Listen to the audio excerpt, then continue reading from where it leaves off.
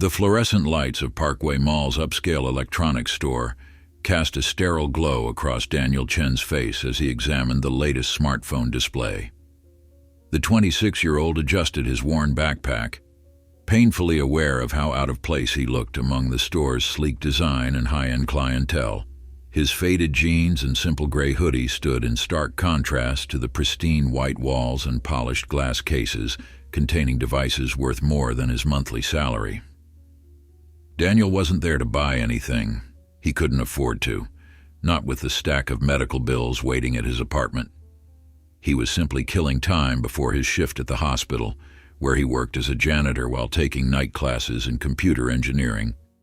Sometimes he liked to come here to test the latest tech, to dream about the day when he might be designing these devices instead of just admiring them from afar. He picked up the newest model phone, turning it over in his hand, admiring the sleek design and premium materials.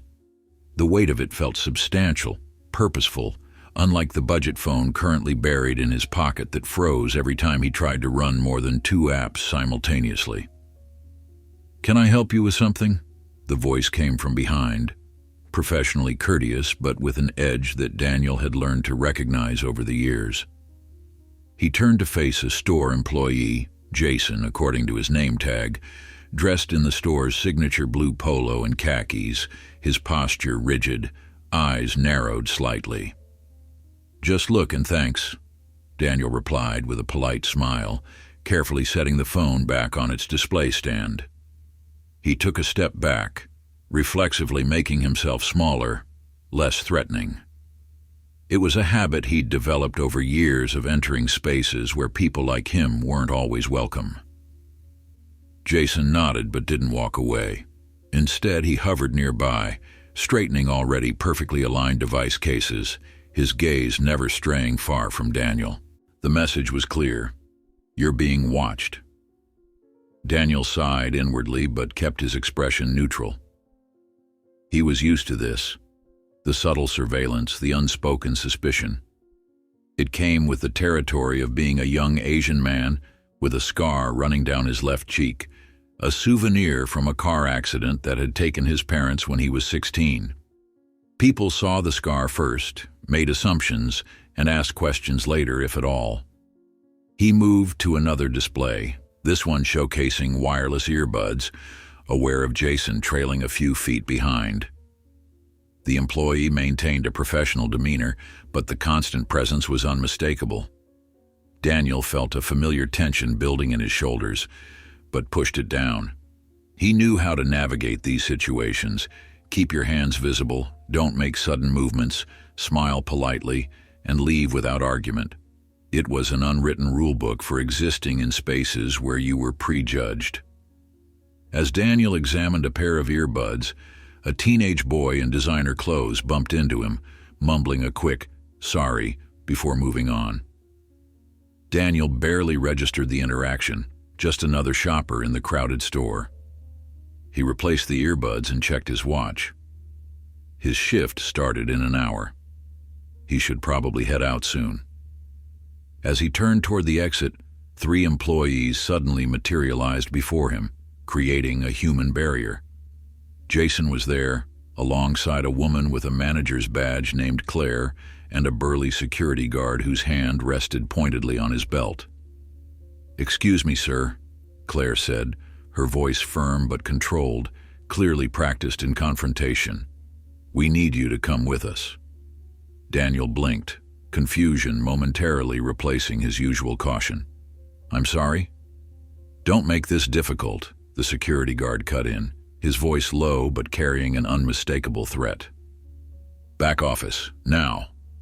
Daniel felt his heart rate spike, a cold sweat breaking out across his skin. People were starting to stare, their curious eyes landing first on his scar, then on the store employees blocking his path. A familiar heat crept up his neck, embarrassment mixed with indignation. "What's this about?" he asked, struggling to keep his voice steady. Claire's eyes flicked to his backpack. "We have reason to believe you've taken something that doesn't belong to you." The accusation hung in the air, heavy and awful. Daniel felt as though the floor had dropped out from beneath him, the familiar feeling of being judged, found guilty without trial, washing over him like ice water. "I didn't take anything," he said, his voice quiet but firm. "Then you won't mind coming with us and proving that," Jason replied, gesturing toward a door marked "Employees Only" at the back of the store. Daniel hesitated. He knew his rights. They couldn't detain him without evidence. But he also knew the reality. Resisting would only make things worse, would only confirm their suspicions. Years of experience had taught him that in situations like this, compliance was usually the safest option, even when it stung of injustice. With a small nod, he followed them through the store, acutely aware of the dozens of eyes tracking his movement, the whispers already spreading. Shoplifter, thief, criminal. The labels attached themselves to him with every step, clinging like shadows. The back office was small and windowless, dominated by a metal desk and several monitors displaying security camera feeds from around the store. Claire gestured to a chair on one side of the desk while she and Jason took seats opposite. The security guard remained standing by the door, arms crossed, a human deadbolt. "Empty your pockets and your backpack, please," Claire instructed, her tone making it clear this wasn't a request. Daniel complied silently, placing his wallet, keys, and phone on the desk before unzipping his backpack. He removed his textbooks, a half-empty water bottle, a notebook filled with programming notes, and a bagged lunch, a simple sandwich and an apple. Nothing else. "Is that everything?" Jason asked, skepticism etched across his face. "Yes," Daniel replied simply. Claire leaned forward, tapping a manicured nail against the desk. "We have security footage of you placing a pair of wireless earbuds in your pocket." Daniel shook his head. "That's not possible. I didn't take anything." "Are you calling us liars?" the security guard interjected from the doorway. "No," Daniel said carefully. "I'm saying there must be a mistake." Jason scoffed. "Yeah, the mistake was thinking you could get away with it." Claire raised a hand, silencing her colleague. "Let's review the footage, shall we?" She turned to one of the monitors and typed something on a keyboard. The screen flickered to life, showing the store from above. She manipulated the controls, fast-forwarding until Daniel appeared in frame, looking at the earbud display. "Watch," she instructed, slowing the playback to normal speed. On screen, Daniel examined the earbuds. Then the teenage boy bumped into him. The angle wasn't ideal, partially obscured by a display stand, but it did appear as though Daniel's hand moved toward his pocket afterward. "There," Jason said triumphantly. "Clear as day." Daniel stared at the screen, then understanding dawned on him. "That wasn't me taking anything. That kid bumped into me and I was just adjusting my phone because it almost fell out when he hit me."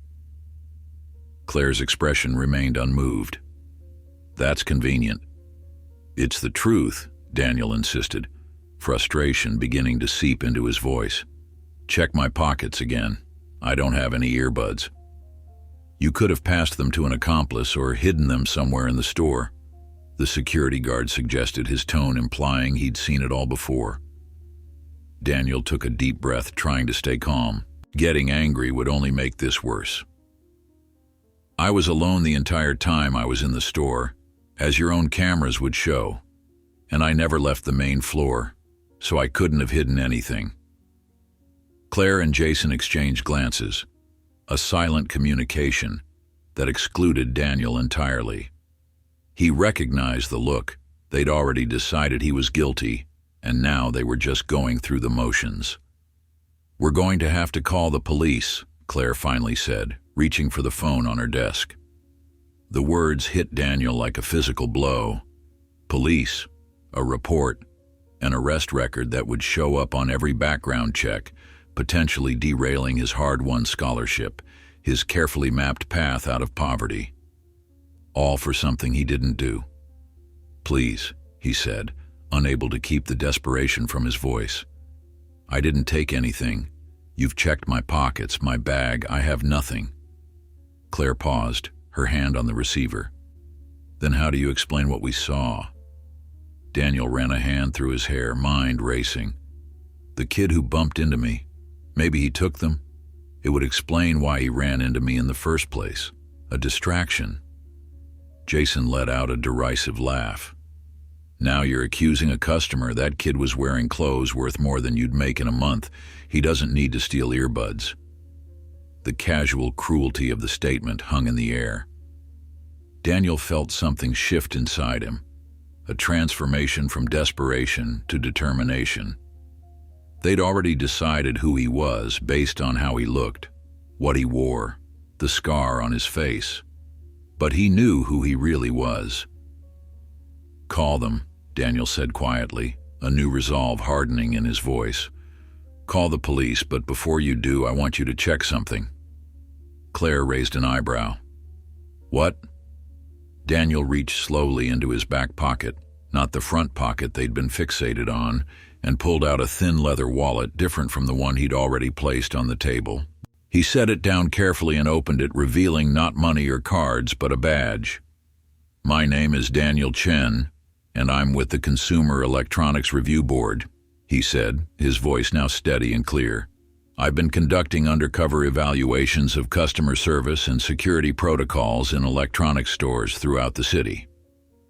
The room fell silent. Claire's hand withdrew from the phone as if it had suddenly turned scorching hot.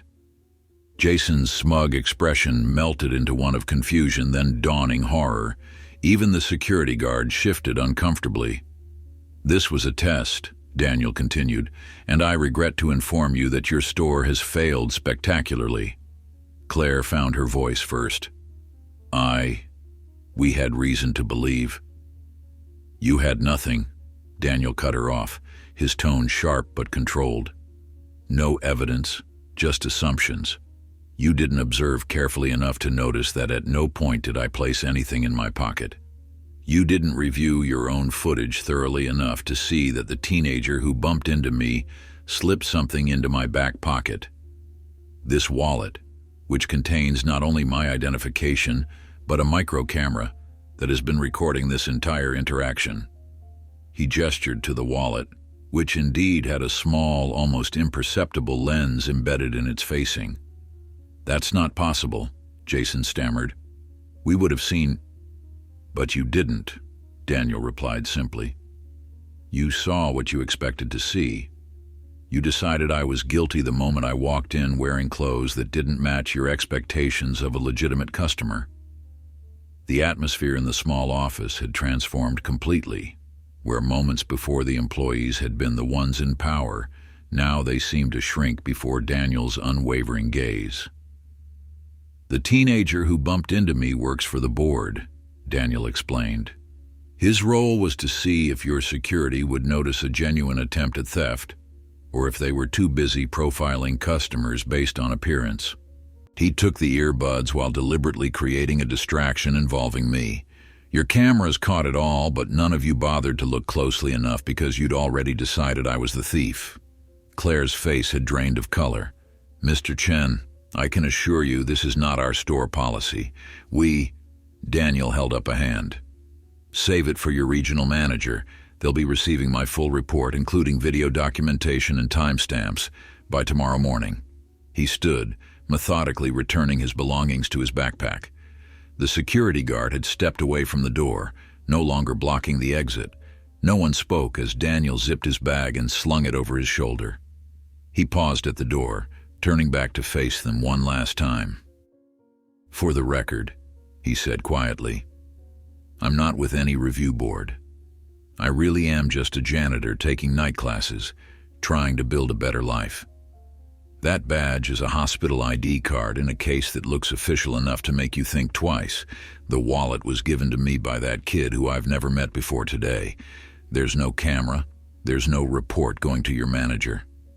Their faces registered shock, then confusion. But there will be consequences, Daniel continued, because while I may not be an official reviewer, I am someone who deserves to be treated with basic human dignity. And I'm someone who knows enough about technology to ensure that the real story of what happened here today will reach the people who need to hear it. With that, he turned and walked out, leaving behind 3 people whose assumptions about power and prejudice had just been fundamentally shaken. As he emerged from the back office into the main store, customers turned to look at him, curiosity and judgment still in their eyes. But this time, Daniel walked tall, unafraid of their gaze.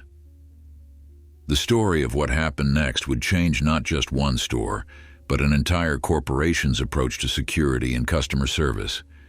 But that would come later.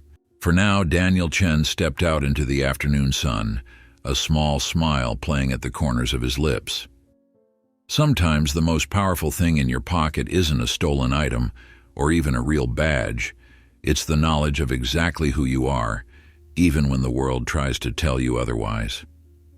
Daniel's heart pounded in his chest as he walked away from the mall, adrenaline still coursing through his veins. The confrontation had left him shaking, though he'd managed to maintain his composure in front of the store employees. Now, in the privacy of the busy parking lot, he allowed himself a moment to process what had just happened. He hadn't planned the bluff. The words had simply tumbled out of his mouth, a desperate gambit born from years of similar experiences, being followed in stores, questioned without cause, treated with suspicion where others received smiles. This time, something inside him had snapped. He couldn't endure another humiliation silently. Daniel checked his watch and groaned. His shift started in 30 minutes, and the hospital was a 20-minute walk away. He'd have to hurry. As he picked up his pace, his phone vibrated in his pocket. He pulled it out to see a text from his roommate, Marcos. "Hey man, you're not going to believe this. I just got the call back for that IT internship. We need to celebrate tonight." A small smile broke across Daniel's face. At least someone was having a good day. He quickly texted back his congratulations, promising to pick up some cheap champagne after his shift.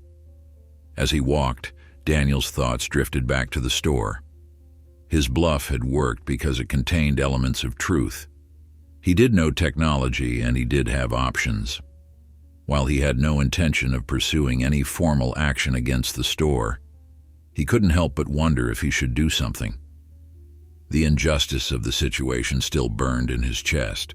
By the time Daniel reached Sacramento Memorial Hospital, his anger had cooled into something more productive: determination. He changed into his scrubs in the staff locker room, nodding hello to the other custodial workers starting their evening shifts. "You okay, Dan?" asked Wes, an older man who had taken Daniel under his wing when he first started working at the hospital. "You look like you've been through something." Daniel shrugged, forcing a smile. "Just the usual. People seeing what they expect to see." Wes nodded knowingly. The older man had heard enough of Daniel's experiences to understand. "Their loss," he said simply, clapping Daniel on the shoulder before heading out with his cleaning cart. The hospital was busy, as always. Daniel lost himself in the routine of his work, mopping floors, sanitizing surfaces, emptying trash bins. There was something meditative about the repetitive tasks, allowing his mind to wander as his body moved on autopilot. He was cleaning the floor near the emergency room entrance when a commotion caught his attention. A teenage boy was being wheeled in on a gurney, medical staff rushing alongside. Daniel pressed himself against the wall to make room, catching snippets of urgent conversation. "Severe allergic reaction. EpiPen failed to deploy. Need epinephrine stat." Daniel's eyes widened as he recognized the boy on the gurney. It was the same teenager who had bumped into him at the electronics store earlier that day.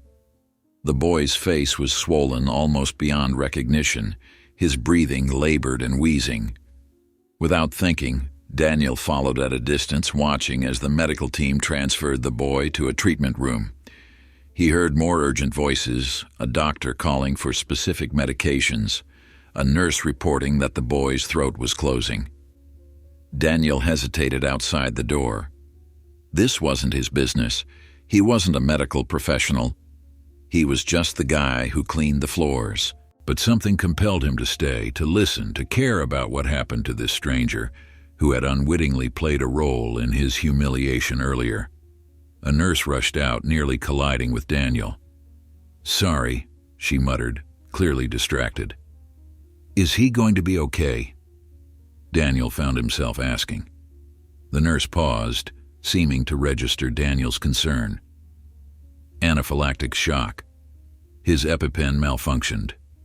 We're doing everything we can." As she hurried away, Daniel felt a strange twist in his gut. The kid had been carrying an EpiPen, a life-saving device that had failed when it was most needed. A device not unlike the countless electronic products he'd been admiring in the store earlier. Daniel returned to his cleaning, but his mind was elsewhere. He thought about the countless hours he'd spent learning about electronics, taking apart devices to understand how they worked, even fixing his neighbor's broken gadgets for a small fee to help make ends meet. He thought about his night classes in engineering, about his dream of designing better, more reliable technology. The irony wasn't lost on him. While he'd been falsely accused of stealing technology, this kid was fighting for his life because the technology he depended on had failed him. When Daniel's shift ended at midnight, he made a detour past the ER treatment rooms. The teenage boy had been moved, a nurse informed him when he asked, transferred to the intensive care unit but stabilized. He was going to survive. Relief washed over Daniel as he changed back into his street clothes and headed home. The night was cool, the streets quiet. He stopped at a 24-hour market to buy the promised champagne for Marcos, along with a cheap box of cookies to complete their celebration. Back at their small apartment, Marcos was still awake, sitting at their shared desk with headphones on, typing furiously on his laptop. He pulled off the headphones when Daniel entered, his face breaking into a grin. "There he is. Man, I was about to give up on you." Daniel smiled, holding up the champagne. "Sorry, got caught up at work, but I brought the goods." As they sat on their threadbare couch toasting Marcos's success with plastic cups of bargain champagne, Daniel found himself recounting the day's events, the store, the accusation, his improvised bluff. Marcos whistled low. "That's messed up, bro. But your fake badge move? Epic. I wish I could have seen their faces." Daniel shrugged. It felt good in the moment, but what does it actually change? Tomorrow, they'll do the same thing to someone else who doesn't think quick enough. "So do something about it," Marcos said, as if it were the most obvious solution in the world. When Daniel raised an eyebrow, Marcos continued, "I'm serious. You're always fixing people's electronics, right? And you're learning all that programming stuff. Use it." "Use it how?" Daniel asked, curious despite his skepticism. Marcos grinned, the champagne making him more animated than usual. "Remember that app idea you had last year? The one that would let people report and track instances of profiling in businesses?" Daniel nodded slowly. It had been a concept he'd sketched out after a particularly frustrating experience at a department store, but he'd abandoned it, assuming no one would be interested. "Build it," Marcos said simply. "What happened to you today?" "It happens to people everywhere all the time. Give them a way to document it, to share their experiences, to hold places accountable." Daniel took another sip of champagne, considering the idea. He had the basic coding skills. With some work, he could create a prototype. But would anyone actually use it? "Oh, and that kid at the hospital," Marcos added, his expression growing more serious. "That's messed up too. EpiPens are supposed to be foolproof. If it failed, that's a big deal." Daniel nodded, the connection he'd felt earlier strengthening in his mind. "Yeah, it is. Medical devices can't have that kind of failure rate." "So there's your motivation," Marcos said, raising his plastic cup. "Two birds, one app." Let people report profiling in stores and also product failures that put lives at risk. Daniel couldn't help but laugh at his friend's simplification of what would be an extremely complex project. But the seed had been planted. What if he could create something that made a difference? The rest of the night blurred into coding tutorials and rough sketches, Daniel's initial excitement overshadowing his exhaustion. By the time he finally went to bed at 3 a.m., he had the bare bones of a concept, an app called Accountable, allowing users to report and track incidents of discrimination and product failures, creating a public record that businesses couldn't ignore. The next morning, bleary-eyed but determined, Daniel made his way back to Sacramento Memorial for his shift. He had a few hours before work to check on the teenager from yesterday. At the ICU reception desk, he hesitated, realizing he didn't even know the boy's name. "I'm looking for a patient brought in yesterday," he explained to the receptionist. "Teenage boy, severe allergic reaction, EpiPen failure." The receptionist eyed him suspiciously. "Are you family?" Daniel shook his head. "No, I'm the custodian who was working when they brought him in. I just wanted to see if he was okay." Her expression softened slightly. "That's thoughtful, but I can't give you information unless your family or the patient requests it." Daniel nodded, understanding the privacy rules. As he turned to leave, he noticed a well-dressed couple speaking urgently with a doctor near the ICU doors. The woman was dabbing at her eyes with a tissue while the man had his arm protectively around her shoulders. "The EpiPen manufacturer has been notified," the doctor was saying. "This isn't the first failure reported with this batch. They're investigating, but in the meantime, our son almost died," the man interrupted, his voice strained with anger and fear. "If this had happened somewhere remote, away from a hospital—" "I understand your frustration, Mr. and Mrs. Whitaker," the doctor replied gently. "The good news is that Jason is responding well to treatment. He should be able to go home tomorrow." Daniel felt a chill run through him. Whitaker. The name triggered a memory. Whitaker Electronics, the high-end chain that owned the store where he'd been accused of theft. The coincidence was too striking to ignore. As he watched the couple follow the doctor into the ICU, Daniel's mind raced. The teenager who had bumped into him wasn't just any kid. He was Jason Whitaker, likely the son of the store's owner or a high-level executive. The same store where Daniel had been profiled and humiliated was owned by the family of the boy whose life had been endangered by a faulty device. The connection felt meaningful, though Daniel couldn't yet articulate why. He headed to the staff locker room, his determination from the previous night renewed and focused. The app idea wasn't just a vague concept anymore. It was a mission. During his lunch break, Daniel found a quiet corner in the hospital cafeteria and pulled out his laptop. He began researching EpiPen failures, discovering that the issue was more widespread than he'd realized. Forum posts, news articles, and FDA reports all pointed to a troubling pattern with a specific manufacturer. He cross-referenced this information with what he knew about electronics retail chains, specifically Whitaker Electronics. The company was indeed a family business, founded by Robert Whitaker 30 years ago and now run by his son, James Whitaker, likely the father of the boy in the ICU. What started as a simple idea was evolving into something more complex and potentially more impactful.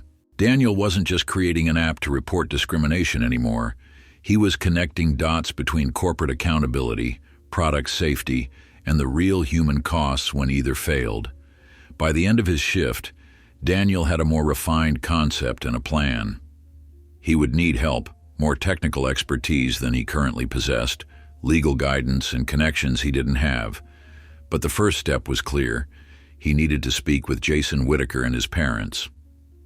The opportunity came sooner than expected. As Daniel was finishing his rounds, he passed by the ICU just as the Whitakers were leaving their son's room, looking exhausted but relieved.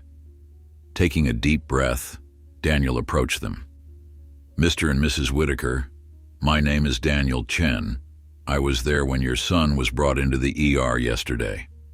They looked at him with mild surprise, clearly trying to place him. "I'm a custodial staff member here," Daniel clarified. "But I also might have something important to tell you about what happened to Jason." James Whitaker's expression shifted from confusion to interest. "What do you mean?" Daniel hesitated, choosing his words carefully. "I believe your son's experience is part of a larger pattern, one that involves both your business and the company that manufactured his EpiPen. If you're willing to listen, I think we might be able to help each other." The couple exchanged glances, curiosity overcoming their initial wariness. "We're listening," Sarah Whitaker said, gesturing to a nearby seating area in the ICU waiting room. "Please tell us what you know." Daniel took a seat across from them, reaching into his pocket for his phone. Not to show them a badge this time, but something much more powerful. The truth that would connect their worlds in ways none of them could have imagined. The ICU waiting room was eerily quiet, the kind of silence that seemed to absorb sound rather than simply lack it. Daniel sat across from James and Sarah Whitaker, their concerned faces illuminated by the harsh fluorescent lighting. The plastic chairs were uncomfortable, but no one seemed to notice, too focused on the conversation that was about to unfold. "First," Daniel began, his voice low and steady, "how is Jason doing?" The question seemed to catch the Whitakers off guard. Perhaps they had expected him to launch immediately into whatever information he claimed to have. Sarah's expression softened slightly. "He's stable," she replied. "The doctors say he should make a full recovery, but—" Her voice faltered. "But it was close," James finished for his wife, his jaw tight with barely contained anger. "Too close. If the ambulance had taken even 5 minutes longer to arrive, he didn't need to complete the thought." Daniel nodded, understanding the weight of what had almost happened. "I'm glad he's recovering," he said sincerely. "What happened with his EpiPen, it's not an isolated incident." James leaned forward. "That's what the doctor mentioned. Something about a potential manufacturing defect in a specific batch." "It's more than that," Daniel said, pulling out his phone and opening a note-taking app where he'd compiled his research during lunch. "In the past 6 months, there have been 37 reported cases of this exact type of EpiPen failure. The mechanism jams, preventing the needle from deploying properly." Sarah's eyes widened. 37? How is this not being recalled? How is this not all over the news? Daniel grimaced. "Because the manufacturer, Meridian Medical Devices, has been quietly settling with families, including non-disclosure agreements in the settlements. They've been reporting each failure as an isolated incident to the FDA." "How do you know all this?" James asked, skepticism creeping into his voice. Daniel hesitated, then decided honesty was his only option. "I'm studying computer engineering. I know how to find information that's publicly available, but not necessarily easy to piece together. After what happened to Jason, I started looking into it. Medical forums, FDA complaint databases, court records that weren't sealed." James nodded slowly, seemingly satisfied with the explanation. "So what does this have to do with our business? You mentioned a connection." This was the moment Daniel had been preparing for. He took a deep breath. "Yesterday, before Jason's allergic reaction, I was in your store at Parkway Mall." The Whitakers exchanged glances, clearly not seeing the relevance yet. "I was looking at some devices, not planning to buy anything, just checking out the latest tech. Jason came into the store while I was there." Daniel paused. "He bumped into me at one point, near the wireless earbuds display." Recognition flickered across Sarah's face. "He mentioned stopping at the mall before meeting his friends for lunch. That's where he ate the food that triggered his allergy." Daniel nodded. "Shortly after he left, I was accused of shoplifting by your employees." They claimed I had stolen a pair of wireless earbuds, took me to a back office, searched my belongings, and threatened to call the police. James's expression darkened. That's a serious allegation. It is, Daniel agreed, and one I can prove. Your own security cameras would show everything. How your staff profiled me from the moment I walked in, how they followed me, how they detained me without evidence. They would also show that I never took anything. Why didn't you report this to the store manager? Sarah asked, her brow furrowed. Daniel gave a small, bitter smile. Because the manager was one of the people detaining me. James ran a hand through his hair, looking genuinely troubled.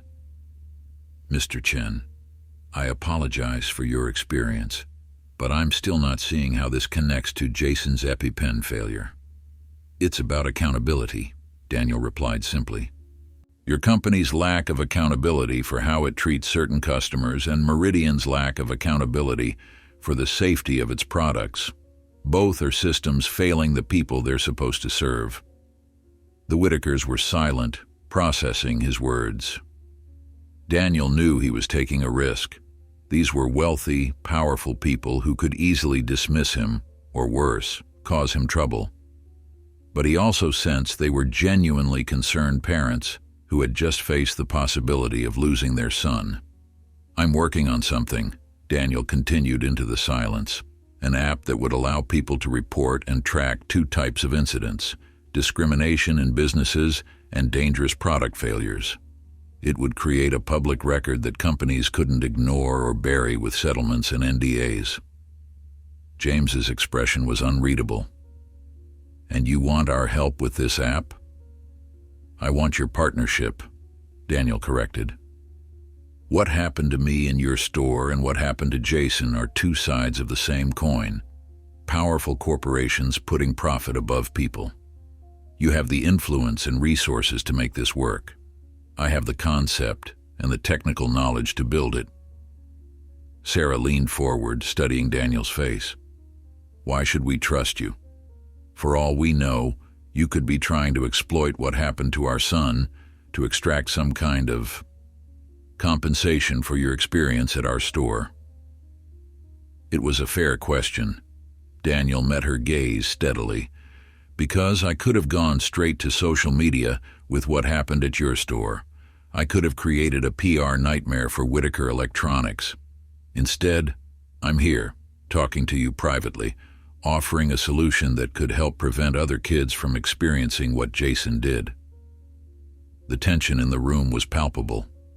James and Sarah exchanged looks again, some unspoken communication passing between them. Finally, James spoke. I'd like to see the security footage from our store first. If what you're saying is true, then we have a serious problem that needs to be addressed regardless of this app idea. And, Sarah added, we'd need to know more about how this app would work, how it would be moderated, how businesses would respond, how information would be verified. Daniel felt a surge of hope. They weren't dismissing him outright. I can show you the initial concept designs. As for the footage, I can tell you exactly when and where the incident occurred. James nodded, pulling out his own phone. I'll call our head of security right now. I want to see that footage by the end of the day. As James stepped away to make the call, Sarah's expression softened. Thank you for checking on Jason. That was unexpectedly kind, especially after how you were treated at our store. Daniel shrugged slightly. I recognized him when they brought him in. It felt important somehow, like the universe was trying to connect the dots. Sarah studied him for a moment longer. You said you're studying computer engineering. Night classes, Daniel confirmed. I work here during the day as part of the custodial staff. Understanding dawned in her eyes. That's why you were just looking at our products. Our staff assumed that I couldn't afford them, Daniel finished for her. And they were right. I can't. Not right now anyway. Sarah looked genuinely troubled by this revelation. That's no excuse for how you were treated. James returned, his expression grim. The security team is pulling the footage now. They'll send it to me within the hour. He turned to Daniel. If what you've described is accurate, I want you to know that this is not how we train our employees to behave. This is not the kind of company we strive to be. Daniel nodded, appreciating the sentiment, but knowing the reality was more complicated. Policies are only as good as their implementation. Your employees felt comfortable doing what they did because the culture allowed it. James didn't argue the point. Instead, he asked, "Can you show us what you have so far for this app concept?" Daniel pulled his laptop from his backpack, opening it to reveal a series of rough interface designs and flowcharts. "It's still very preliminary," he cautioned. "But the basic concept is a platform where users can report incidents in two categories: discriminatory treatment and product failures." He navigated through the mock-ups, explaining how users would submit reports, including location data, photos or videos, and detailed descriptions. Reports would be mapped and searchable, creating a transparent record of corporate behavior that couldn't be buried or denied. For product failures, Daniel continued, the system would aggregate reports to identify patterns that might indicate widespread defects, like what's happening with the EpiPens. It would automatically alert regulatory agencies when a threshold of similar reports is reached. Sarah was watching intently, her initial skepticism giving way to genuine interest. How would you prevent false reports? Companies could be severely damaged by malicious users. Verification systems, Daniel explained. Users would need to provide evidence, photos, videos, receipts, lot numbers for products. Reports would be flagged as unverified until supporting evidence was reviewed. Companies would have the right to respond to reports about their businesses or products. James had been silent, but now he spoke up. This could be extremely valuable or extremely dangerous, depending on how it's implemented and used. Daniel nodded. That's why I need partners who understand both sides, the corporate perspective and the human cost when things go wrong. For a long moment, no one spoke. The beeping of monitors and the soft shuffling of medical staff outside the waiting room were the only sounds. Finally, James pulled out a business card from his wallet and handed it to Daniel. "Come to my office tomorrow morning, 9 a.m. Bring whatever you have for this concept. We'll look at the security footage together, and then we'll talk about what happens next." Daniel accepted the card, trying to contain his surprise. "Thank you. I'll be there." Sarah touched his arm lightly as he stood to leave. "Jason will want to thank you too once he's feeling better. You were observant enough to connect these dots when no one else did." As Daniel nodded and turned to go, his phone buzzed with a text message. He glanced down to see Marcos asking how his shift was going. What could he possibly reply? That he was potentially partnering with the CEO of Whitaker Electronics to develop an app that could transform corporate accountability. That the same store that had humiliated him yesterday might become his business partner tomorrow. Life had a strange way of creating connections. Yesterday he'd been treated like a criminal. Today he was being treated like a potential collaborator. The difference was stark and troubling, highlighting exactly why his app was needed. As he walked away from the ICU waiting room, Daniel felt a mix of hope and skepticism. The Whitakers seemed sincere, but they also had a corporate image to protect.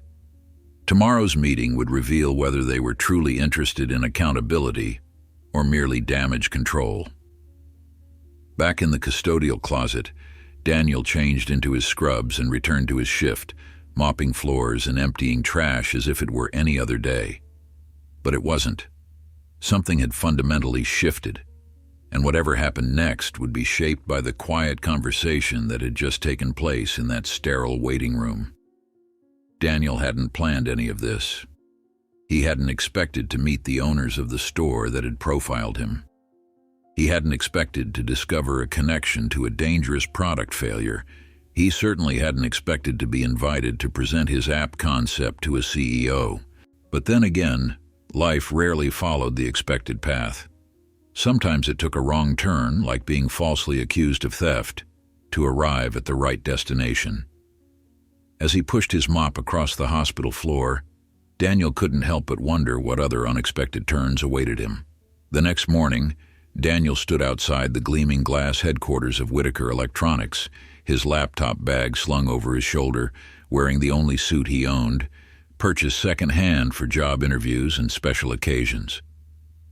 He'd taken the day off from the hospital using one of his precious few personal days. This was it, the moment that could change everything or amount to nothing.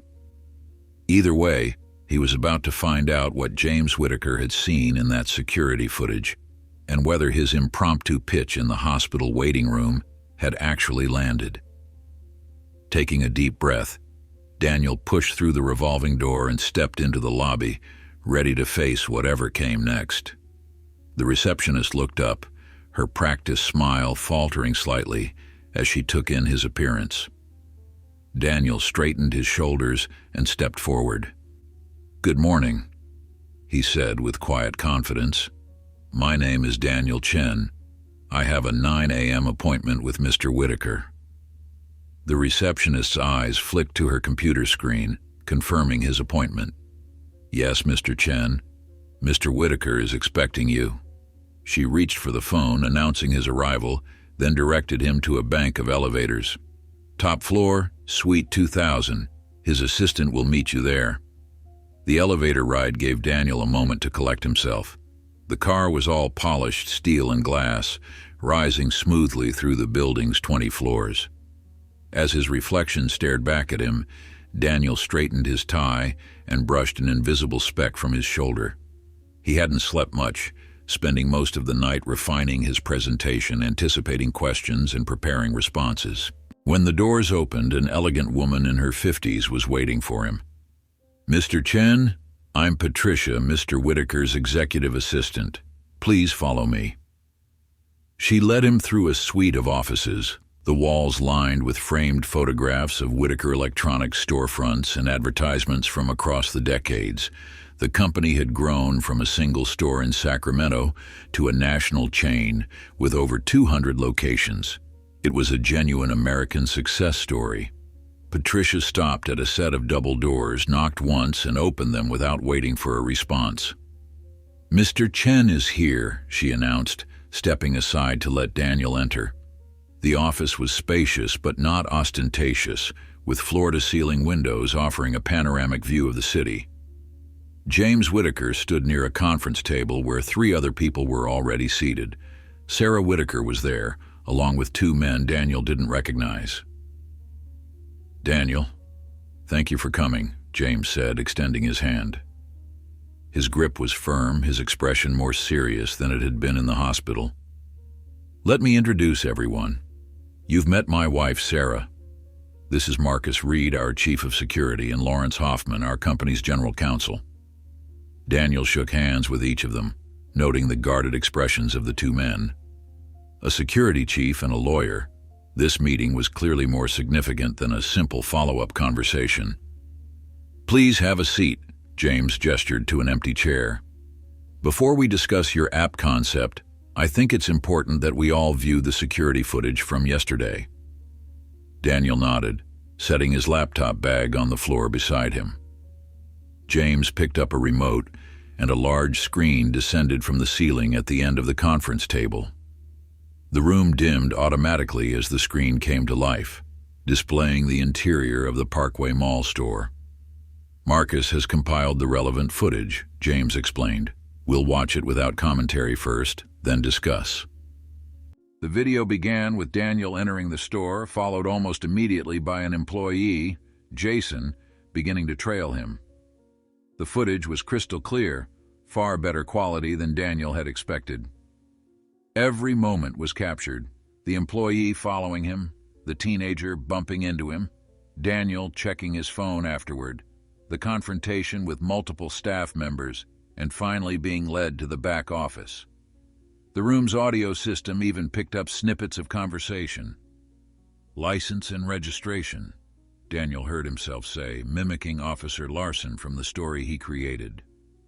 "Just looking, thanks," his recorded self replied politely. Then later, "We have reason to believe you've taken something that doesn't belong to you." The footage continued, showing Daniel being taken to the back office. There was no camera inside the office itself, but the exterior camera captured him emerging about 15 minutes later, walking tall through the store and out the main entrance. When the screen went black, no one spoke for several seconds. Finally, James broke the silence. "Marcus, your assessment?" The security chief cleared his throat. "Based on the footage, there was no justification for detaining Mr. Chen. At no point did he take or conceal any merchandise.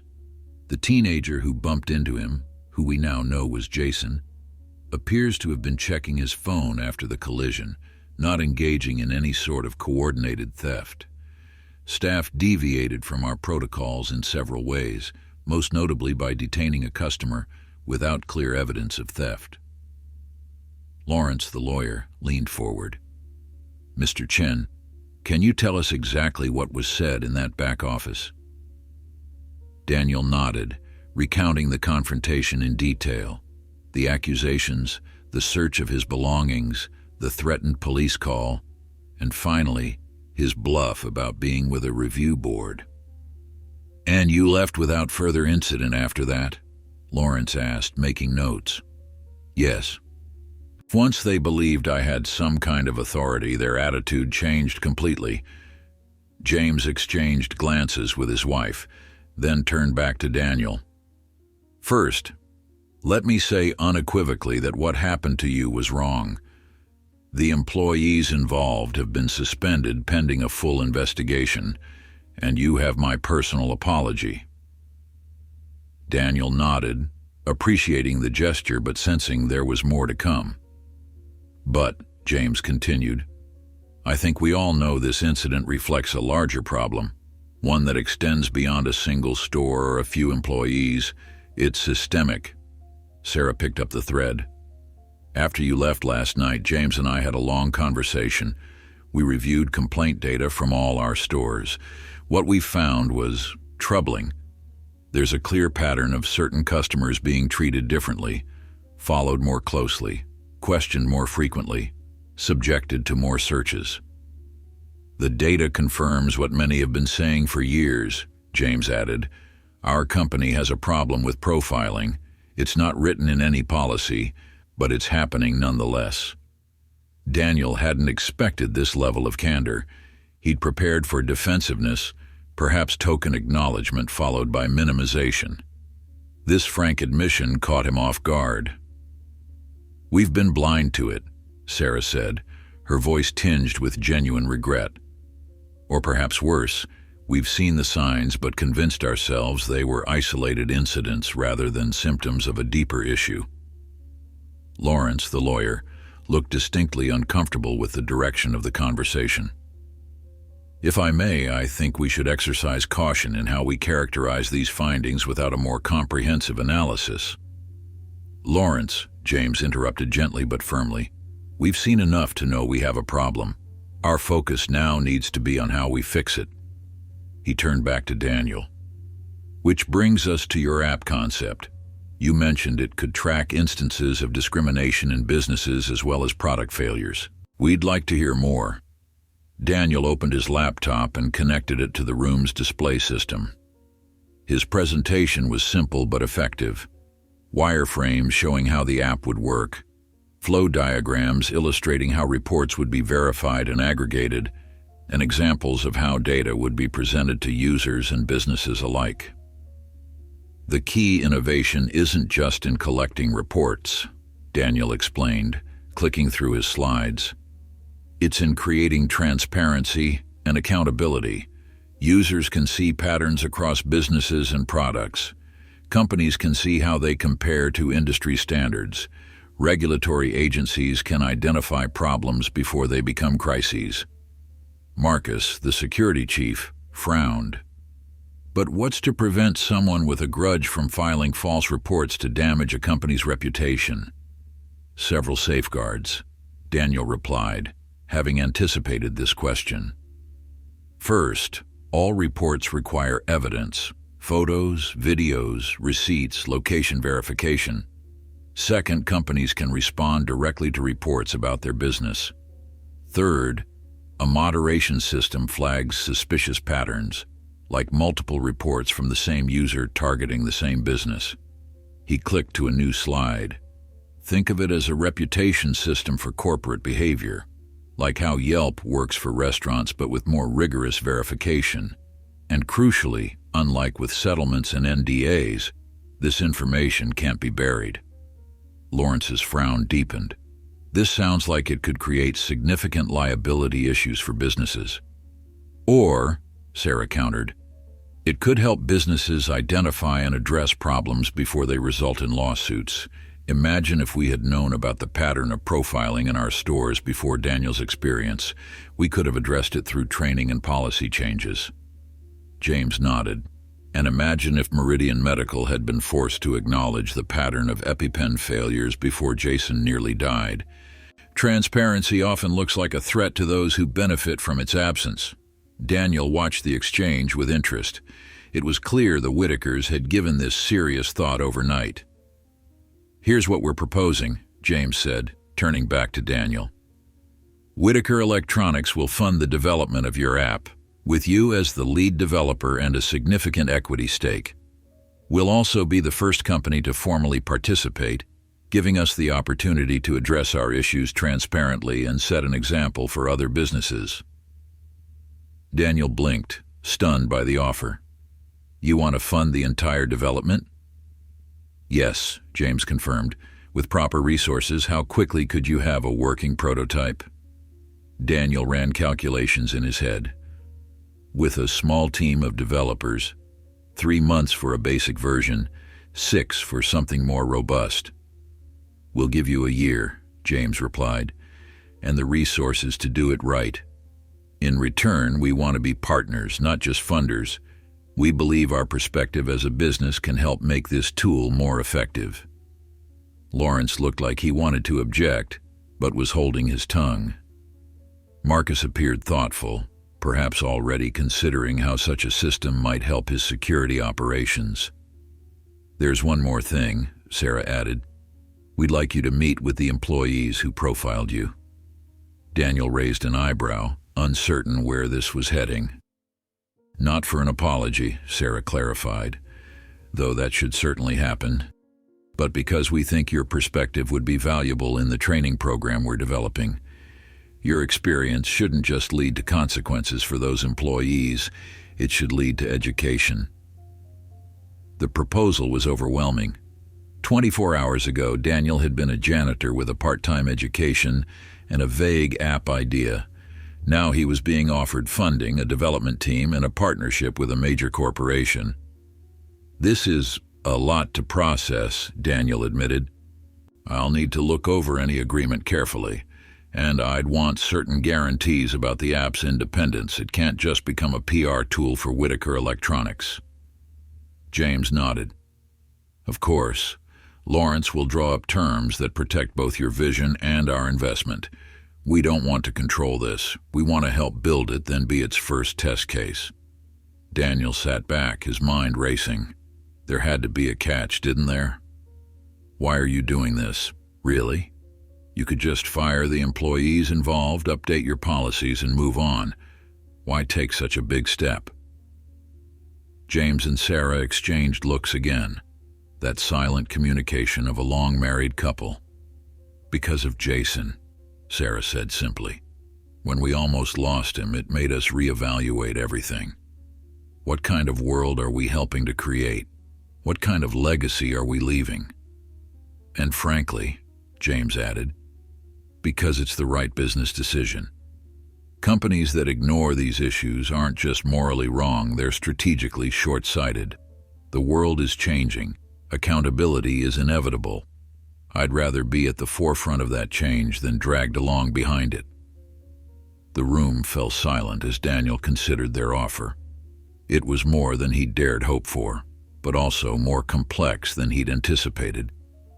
Partnership with Whitaker Electronics would give his concept resources and legitimacy it would otherwise take years to build, but it would also mean compromise, negotiation, the complexity of corporate interests. "I need a day to think about it," Daniel finally said. "This is a big decision." James nodded. "Of course. Take the time you need." He slid a folder across the table. "Here's our preliminary proposal. Review it, consult with anyone you trust. We can meet again tomorrow if you're ready." As the meeting concluded and handshakes were exchanged, Daniel felt a strange mixture of elation and caution. This could be the opportunity of a lifetime, or a corporate co-optation of his vision. Either way, it was clear that his quick thinking in that back office had set in motion something much bigger than he could have imagined. Outside the Whitaker building, Daniel stood on the sidewalk, the folder tucked under his arm, the morning sun warm on his face. He pulled out his phone to call Marcos. Whatever he decided, he wouldn't be doing it alone. He needed perspective, someone who would see the angles he might miss in his excitement. As he waited for Marcos to answer, Daniel glanced back at the towering glass building behind him. Yesterday, he'd been accused of theft in a store owned by this company.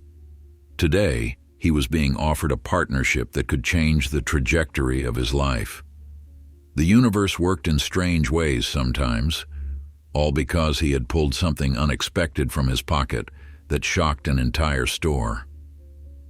Marcos whistled as he flipped through the proposal spread across their tiny kitchen table. Empty Chinese takeout containers littered the countertop beside them. Daniel's treat, a small celebration, regardless of what decision he ultimately made. "This is legit, man," Marcos said, adjusting his glasses as he scanned the numbers. "Full funding, a development team, office space, and they're offering you 25% equity in the new company. Do you even understand what that could be worth if this thing takes off?" Daniel nodded, picking at the remnants of his lo mein. "I did some rough calculations. If the app reaches even modest success, say 1 million active users, it could be worth millions." "Millions," Marcos repeated, the word hanging in the air between them, like some mythical creature that had unexpectedly appeared in their cramped apartment. From custodian to millionaire in 24 hours. That's some fairy tale stuff right there. "If it works out," Daniel cautioned. "There are a lot of ways this could go wrong." Marcos leaned back in his chair, studying his roommate. "Like what?" "Seems pretty straightforward to me. They fund it, you build it, everyone wins." Daniel sighed, running a hand through his hair. "What if they're just doing this to control the narrative? Buy my silence, make a big show of addressing the problem, but ultimately water down the real accountability features? Or what if they pull funding halfway through if things get too uncomfortable?" "That's why contracts exist," Marcos pointed out, tapping the proposal. "This gives you creative control and explicit protection against them withdrawing funding without cause.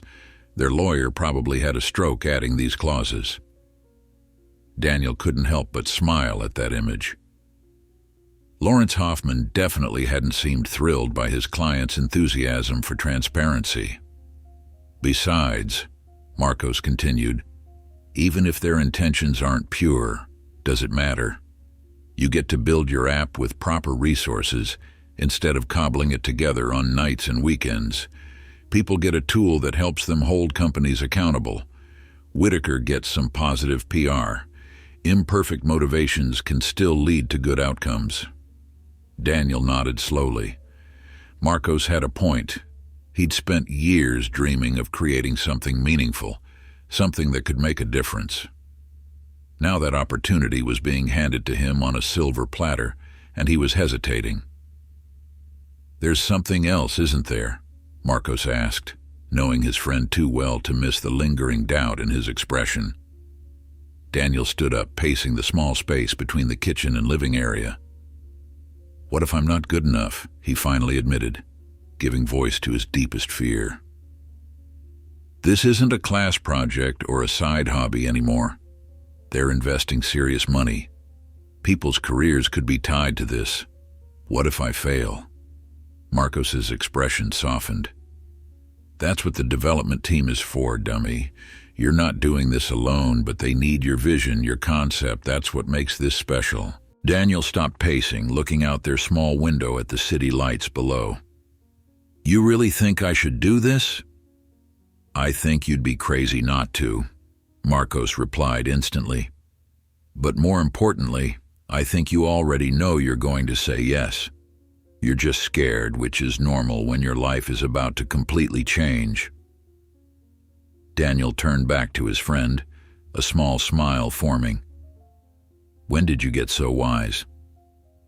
I've always been the brains of this operation. Marcos grinned, gathering up the takeout containers. You're just the pretty face. They laughed, the tension breaking.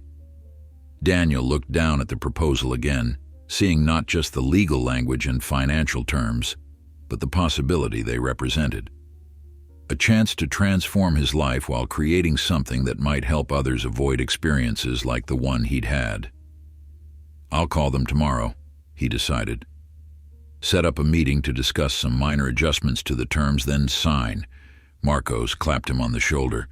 That's my boy. Now, how about we celebrate properly? He reached into their ancient refrigerator and pulled out 2 beers. To the future tech mogul, Daniel Chen.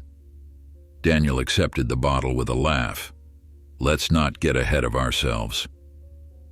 But as they clinked bottles, he couldn't help but feel a surge of excitement. For the first time in years, the future held more than just struggle and survival. It held possibility. The next morning, Daniel arrived back at Whitaker headquarters, this time with a clear purpose and renewed confidence. Patricia showed him directly to James's office, where both Whitakers were waiting. Daniel, Sarah greeted him warmly. I hope you've had time to review our proposal. I have, Daniel confirmed, setting his laptop bag down and taking a seat across from them. I have a few suggestions for adjustments, but overall I'd like to move forward with the partnership. The relief on James's face was evident. Excellent. What adjustments did you have in mind? Daniel pulled out his copy of the proposal, pages now marked with sticky notes and annotations. First, I'd like to formalize the independence of the platform. The app needs to treat Whitaker Electronics the same as any other company in the system. No special handling of reports, no advance warning, no filtered results. James nodded. That's fair. We want this to be legitimate. Second, Daniel continued, I'd like to establish an advisory board that includes consumer advocates and civil rights experts, not just business representatives. They'd help ensure the platform maintains its core mission. Sarah leaned forward. We can certainly support that. Any specific organizations you have in mind? I've made a preliminary list, Daniel replied, sliding a note across the table. These are groups with strong reputations for consumer protection and anti-discrimination work. James glanced at the list and nodded. Reasonable choices. Lawrence might have some additions to suggest for balance, but the concept is sound. Finally, Daniel said, taking a deep breath, I'd like to complete my engineering degree while working on this project. That would mean a slightly adjusted schedule, especially during exam periods. The Whitakers exchanged glances. Of course, James replied. Education should remain a priority. We can structure the development timeline to accommodate your studies. Daniel felt a weight lift from his shoulders. Then we have a deal. I'm ready to sign. James smiled, extending his hand across the desk. Welcome to the team, Daniel. I think we're about to create something important together. As they shook hands, Sarah added, We've already secured temporary office space on the 4th floor. You can start assembling your team next week. My team, Daniel repeated, the words still strange to his ears. I should warn you, I've never managed people before. We'll provide guidance, James assured him. You'll have access to our HR and project management resources. The vision is yours, but you don't have to figure out all the logistics alone. The meeting continued with discussions of immediate next steps, setting up corporate accounts, creating job descriptions for the development team, scheduling regular progress reviews. By the time Daniel left, his head was spinning with information and possibilities. As he walked through the lobby, his phone buzzed with a text from Sarah. "Jason is being discharged today. He's asked to meet you. Are you available this afternoon?" Daniel hesitated for just a moment before replying, "Of course, just let me know when and where." 4 hours later, Daniel found himself sitting in a corner booth at a quiet cafe near the hospital. The door opened and the Whitakers entered, Jason between them. The teenager looked pale but alert, a stark contrast to the unconscious figure Daniel had glimpsed being rushed into the ER. Sarah waved when she spotted Daniel, guiding her son toward the booth. Jason moved carefully, still obviously recovering from his ordeal. "Daniel," Sarah said as they approached, "this is our son, Jason. Jason, this is Daniel Chen, the man we told you about." Jason slid into the booth opposite Daniel, studying him with curious eyes. Up close, Daniel could see the family resemblance. He had his father's thoughtful gaze and his mother's expressive features. "I'll get us some drinks," James said, heading to the counter and giving the three of them space to talk. "My parents told me what happened," Jason began, his voice still slightly hoarse. "Both what happened to you in our store and how you connected the dots to my EpiPen." Daniel shrugged slightly. "Right place, right time, I guess." "They also said you're going to be working with them on some kind of app?" Jason continued, genuine interest in his voice. "Something about tracking discrimination and product failures?" "That's the plan," Daniel confirmed. "It's still early stages, but your parents are providing the funding to make it happen." Jason nodded slowly. "Because of what happened to both of us." "Partly," Daniel acknowledged, "but also because it's the right thing to do. Your parents seem to care about making actual changes, not just managing PR." Jason smiled faintly. "Yeah, they're like that. Stubbornly ethical, even when it complicates things. Drives their executives crazy sometimes." He paused. "I'm sorry for what happened to you in our store. I didn't see it, but it shouldn't have happened." "It's not your fault," Daniel replied automatically. "Maybe not directly," Jason conceded, "but it's my family's company. The culture starts at the top, right? Even if my parents didn't create the problem, they inherited it and allowed it to continue." Daniel was struck by the teenager's maturity and self-awareness.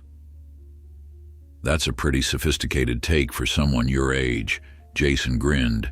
"I'm a sophisticated guy. Also, nearly dying gives you perspective." James returned with a tray of drinks, sliding into the booth beside his son. "Jason has actually been helping us review our training materials," he explained. "He's pointed out several problematic scenarios and assumptions we hadn't even noticed." "Fresh eyes," Jason shrugged. "Plus, my generation just sees some of this stuff differently."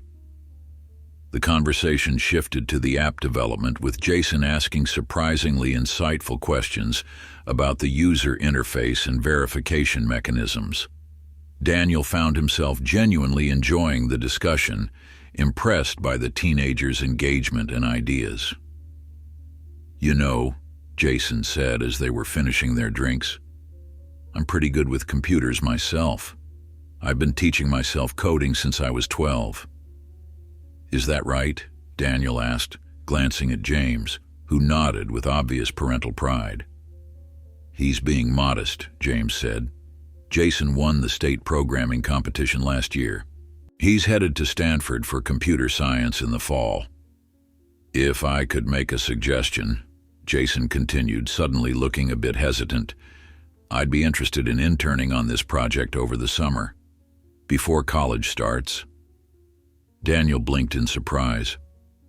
"You want to intern on the app?" "Why not?" Jason replied. "I've got skills that could be useful, and I care about the issues it addresses.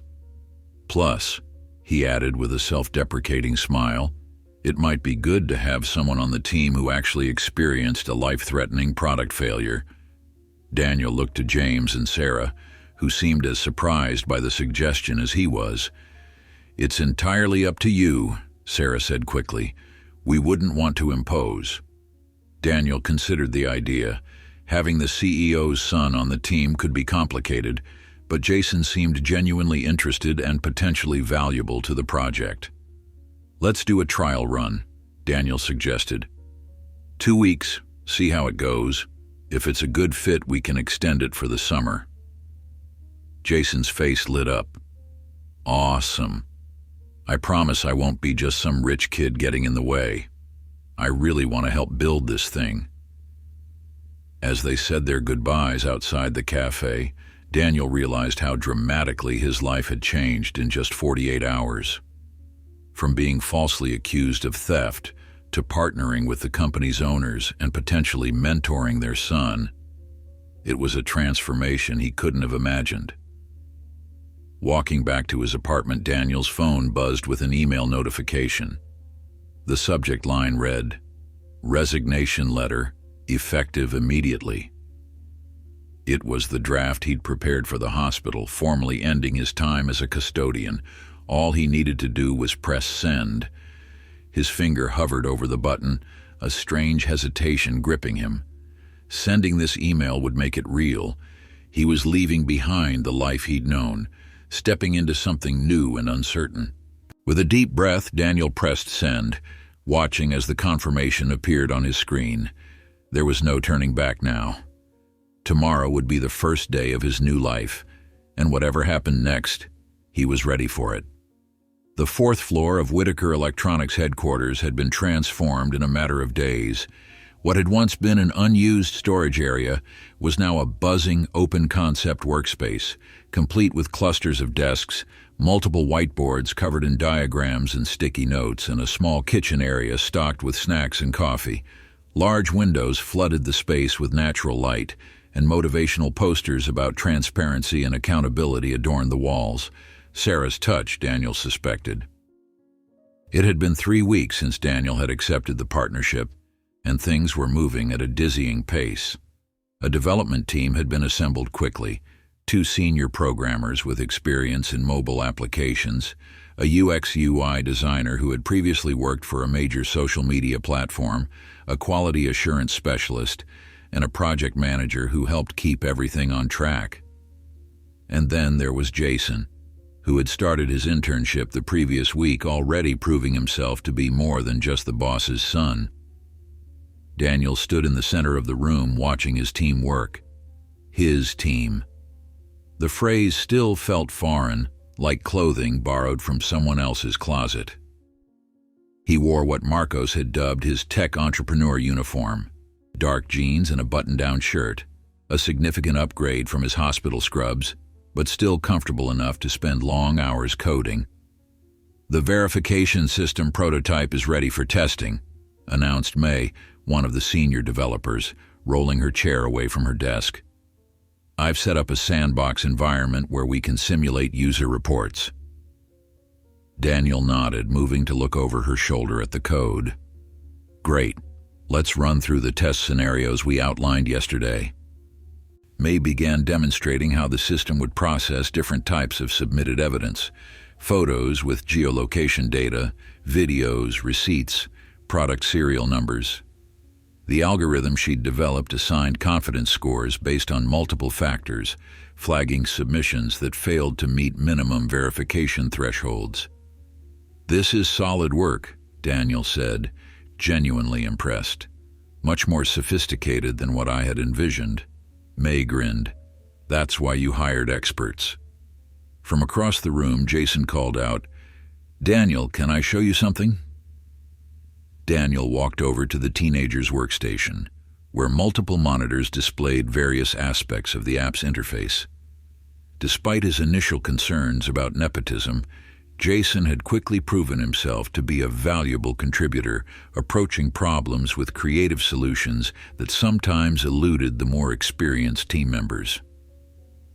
"I've been thinking about the user onboarding process," Jason explained, clicking through a series of screens. "We need to make it simple enough that people can report incidents quickly, but robust enough to prevent abuse of the platform. He demonstrated a streamlined reporting flow that balanced ease of use with necessary verification steps. What do you think? Daniel studied the design, impressed by its elegance. This is really good, Jason. Have you shown it to Tara? He asked, referring to their UI designer. Not yet. I wanted your feedback first. Well, I think it's worth pursuing. Set up some time with Tara this afternoon to refine it. As Daniel moved away, his phone buzzed with a message from James Whitaker. How are things progressing? Board meeting next week. Would like you to present current status. Daniel felt a flicker of anxiety. The board of directors, that meant presenting to a room full of executives, many of whom were probably skeptical about the company's involvement in this project. It was one thing to impress the Whitakers, who were already invested in the concept. It was another to convince hardened business people focused on the bottom line. Everything okay? Asked Rohan, the project manager, noticing Daniel's expression. James wants me to present to the board next week, Daniel replied, tucking his phone away. Rohan nodded thoughtfully. That's a good opportunity, actually. Getting buy-in at that level will be important for long-term support. True, but I've never presented to a board before. I wouldn't even know where to start. I can help with that, Rohan offered. I've done plenty of board presentations in my previous roles. We'll make sure you're prepared. Daniel smiled gratefully. Thanks, I appreciate it. The rest of the day passed in a blur of coding, meetings, and problem-solving sessions. By late afternoon, Daniel's head was swimming with technical details and to-do lists. He stepped out onto the building's rooftop garden for a moment of quiet, only to find Sarah Whitaker already there, sipping tea and looking out over the city. Mind if I join you? Daniel asked. Sarah turned, smiling warmly. Please do. I come up here when I need to clear my head. I imagine you could use the same right about now. Daniel leaned against the railing beside her. Is it that obvious? Leading a team for the first time is overwhelming, she observed, especially when you're simultaneously trying to build something new and revolutionary. I keep waiting for someone to realize I don't know what I'm doing, Daniel admitted. Sarah laughed softly. That feeling never entirely goes away, you know. James still has moments of doubt, and he's been running this company for 15 years. They stood in comfortable silence for a moment, the city spread out below them. How are things with Jason? Sarah asked eventually. He comes home every day bubbling with enthusiasm about the project, but I want to make sure he's not overstepping or causing complications. He's been great, Daniel assured her. Genuinely helpful and surprisingly humble. He doesn't act like he's entitled to special treatment. That's a relief, Sarah sighed. We've tried to raise him to understand his privilege without being defined by it. It's not always easy. Daniel nodded, thinking about how different Jason's upbringing had been from his own, growing up in a wealthy family, attending the best schools, never having to worry about basics like food or shelter. And yet, there was a genuine decency to the teenager that transcended those differences. James mentioned he asked you to present to the board, Sarah said, changing the subject. Yes, Daniel replied, unable to hide his nervousness. Rohan's going to help me prepare. Rohan is excellent, Sarah agreed, but I'd be happy to give you some insight as well. The board can be intimidating, but they're ultimately practical people. Show them the potential impact, both social and financial, and they'll listen. Daniel appreciated the offer. I could definitely use the help. Sarah smiled. Come to dinner tomorrow night. We can review your presentation after we eat, and you can spend some more time with Jason outside of work. I think he looks up to you, you know. The invitation caught Daniel off guard. Dinner at the Whitakers' home. It was another boundary crossed, another step from professional relationship towards something more personal. But after a moment's hesitation, he nodded. "I'd like that. Thank you." The following evening, Daniel found himself standing outside a beautiful craftsman-style home in one of Sacramento's most prestigious neighborhoods. The house was impressive but not ostentatious, large and well-maintained but not a mansion. It reflected the Whitakers themselves, successful and comfortable but not showy. Jason answered the door, greeting Daniel with an enthusiastic high five. "Mom's finishing dinner and Dad's on a call that's running long as usual. Want to see my workshop while we wait?" Daniel followed Jason to a converted garage space filled with computers, electronics, and various half-completed projects. It was a tech enthusiast's dream: multiple monitors, soldering equipment, 3D printers, and components organized meticulously on wall-mounted racks. "This is incredible," Daniel said, genuinely impressed. "You built all this yourself?" "Most of it," Jason confirmed, pride evident in his voice. "Dad helped with some of the electrical work, but the setup is all mine." He showed Daniel his current projects: a custom-built gaming PC, a prototype smart home system he was developing, and various programming experiments. The teenager's talent was undeniable. "I've been working on something for our app, actually," Jason said, pulling up code on one of his screens. "A machine learning model that could help identify patterns in user reports. It's still rough, but I think it has potential." Daniel examined the code, surprised by its sophistication. "This is graduate-level work, Jason." The teenager shrugged but couldn't hide his pleased expression. "I've been taking some online courses from MIT's OpenCourseWare." Before Daniel could respond, Sarah called them in for dinner. The dining room was warm and inviting, with a large wooden table set for 4.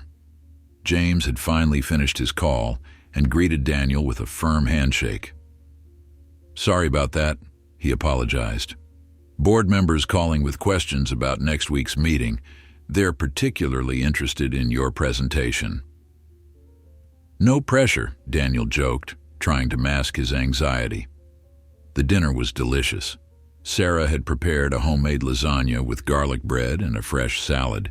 The conversation flowed easily, covering everything from app development to Jason's college plans to current events. Daniel was struck by how normal it felt, how comfortable.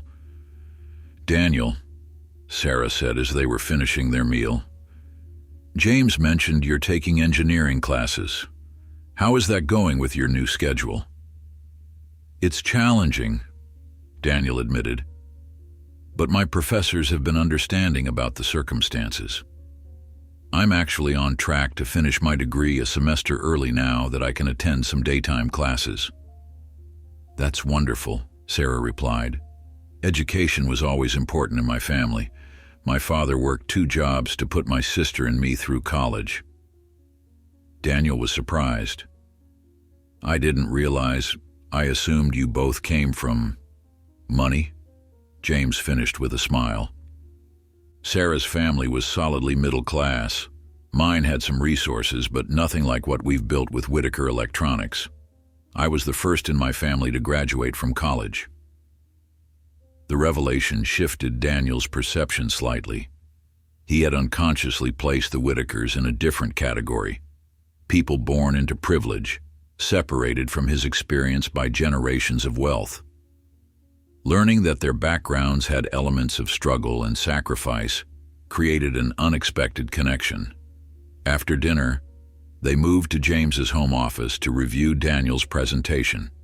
Sarah and James offered thoughtful feedback, suggesting areas to emphasize, anticipating questions the board might ask, advising on how to frame the business case alongside the social impact. "The key," James explained, "is to show them that this isn't just the right thing to do, it's also smart business.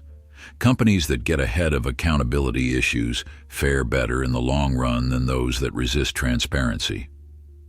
By the time they finished, Daniel felt significantly more prepared for the board meeting. As he gathered his things to leave, Jason asked if he could speak with him privately for a moment. In the hallway, the teenager seemed suddenly nervous, shifting his weight from foot to foot. "I wanted to ask you something," he said finally. "What's up?"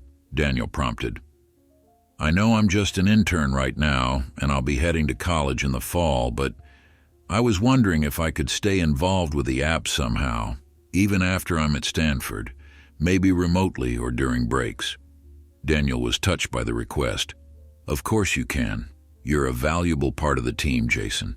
We definitely want to keep you involved." The teenager's face lit up. "Really? That's awesome. I've been thinking about some features we could add in version 2, like integration with regulatory databases to automatically cross-reference product reports with existing recalls." "That's actually a great idea," Daniel said, making a mental note to discuss it at their next team meeting. As he drove home that night, Daniel reflected on how drastically his life had changed in just a few weeks. From hospital custodian to startup founder, from being profiled in a store to having dinner with the store owner's family, it was a transformation he still couldn't quite believe. When he arrived at his apartment, Marcos was sprawled on the couch watching a basketball game. He muted the TV as Daniel entered. "How was dinner with the 1%? Daniel smiled, dropping onto the couch beside his roommate. "They're not what I expected." "Good different or bad different?" "Good different," Daniel replied. "They're just people. Successful, yes, but not so different from us in some ways." Marcos raised an eyebrow. "Except for the mansion and the millions of dollars." "It's not a mansion," Daniel protested. "And yes, they have money, but they're using it to try to make things better. That counts for something." Marcos studied his friend for a moment. "You like them?" It wasn't a question, but Daniel answered anyway. "Yeah, I do. Surprising, right?" "Not really," Marcos shrugged, unmuting the TV. "You've always been a good judge of character. If you like them, they're probably decent people." As the sound of the game filled their small living room, Daniel thought about the board presentation, the app development, his classes, and all the challenges ahead. The path forward wasn't clear or certain, but for the first time in years it was filled with possibility rather than just struggle. Tomorrow would bring new hurdles, but tonight, Daniel allowed himself to feel something he hadn't experienced in a long time. Pride in what he was building and hope for where it might lead. The boardroom of Whitaker Electronics exuded power. From the gleaming mahogany table that dominated the space, to the floor-to-ceiling windows offering panoramic views of Sacramento, 12 people sat around the table, all in impeccable business attire, their expressions ranging from polite interest to outright skepticism. At the head sat James Whitaker, with Sarah beside him. They offered encouraging smiles as Daniel connected his laptop to the presentation system. Despite his carefully pressed shirt and new tie, purchased specially for this occasion, Daniel felt distinctly out of place. These were titans of business, people who made multi-million-dollar decisions over breakfast. 3 months ago, he had been mopping hospital floors. Now, he was asking these people to believe in his vision. "Good morning," Daniel began, his voice steadier than he felt. "Thank you for the opportunity to present our progress on the Accountable platform." He launched into the presentation he had rehearsed countless times, first with Rohan, then with the Whitakers, and finally alone in front of his bathroom mirror. He explained the concept, demonstrated the prototype, and outlined the development timeline. The slides were professional, the data compelling, the vision clear. As Daniel spoke, he watched the board members' reactions. A few nodded along, seemingly engaged. Others remained impassive, their expressions revealing nothing. One older man in the corner, whom James had introduced as Victor Harrington, a founding investor in Whitaker Electronics, checked his watch repeatedly, his frown deepening as the presentation continued. In summary, Daniel concluded, The accountable platform represents an opportunity for Whitaker Electronics to lead a transformation in corporate accountability and consumer protection. Our timeline projects a beta launch in 4 months, with full public release 3 months after that. Thank you. James nodded appreciatively. Thank you, Daniel. An impressive presentation. Now let's open the floor for questions. Victor Harrington didn't wait to be called on. This all sounds very noble, he said, his voice carrying the practiced smoothness of old money. But I'm struggling to understand the business case. How does Whitaker Electronics benefit from funding a platform that could potentially be used against us? Daniel had anticipated this question. Fair point, Mr. Harrington. There are 3 primary benefits. First, by creating this platform, Whitaker Electronics positions itself as a leader in corporate accountability. That's valuable brand equity. Second, the data generated will provide insights into consumer concerns before they become crises, allowing for proactive problem solving. And third, businesses that embrace transparency tend to outperform those that resist it. Multiple studies have shown this correlation. Harrington seemed unimpressed. Studies can show correlation between anything if you cherry-pick the data. What I see is a significant investment in a platform that essentially creates a public complaint box. How do we prevent this from becoming a weapon for competitors or disgruntled employees? Before Daniel could respond, another board member jumped in, a woman in her 50s with sharp eyes and a no-nonsense demeanor. I actually disagree, Victor. Consumers already have platforms to share negative experiences, social media, review sites, forums. The difference here is that this platform includes verification processes and gives companies the opportunity to respond directly. It's controlled engagement rather than unfiltered criticism. Harrington waved a dismissive hand. Christina always sees the sunny side of things. I'm paid to identify risks, and I see plenty here. The discussion continued, with board members splitting into clear factions, those who saw the vision and those who viewed it as a liability.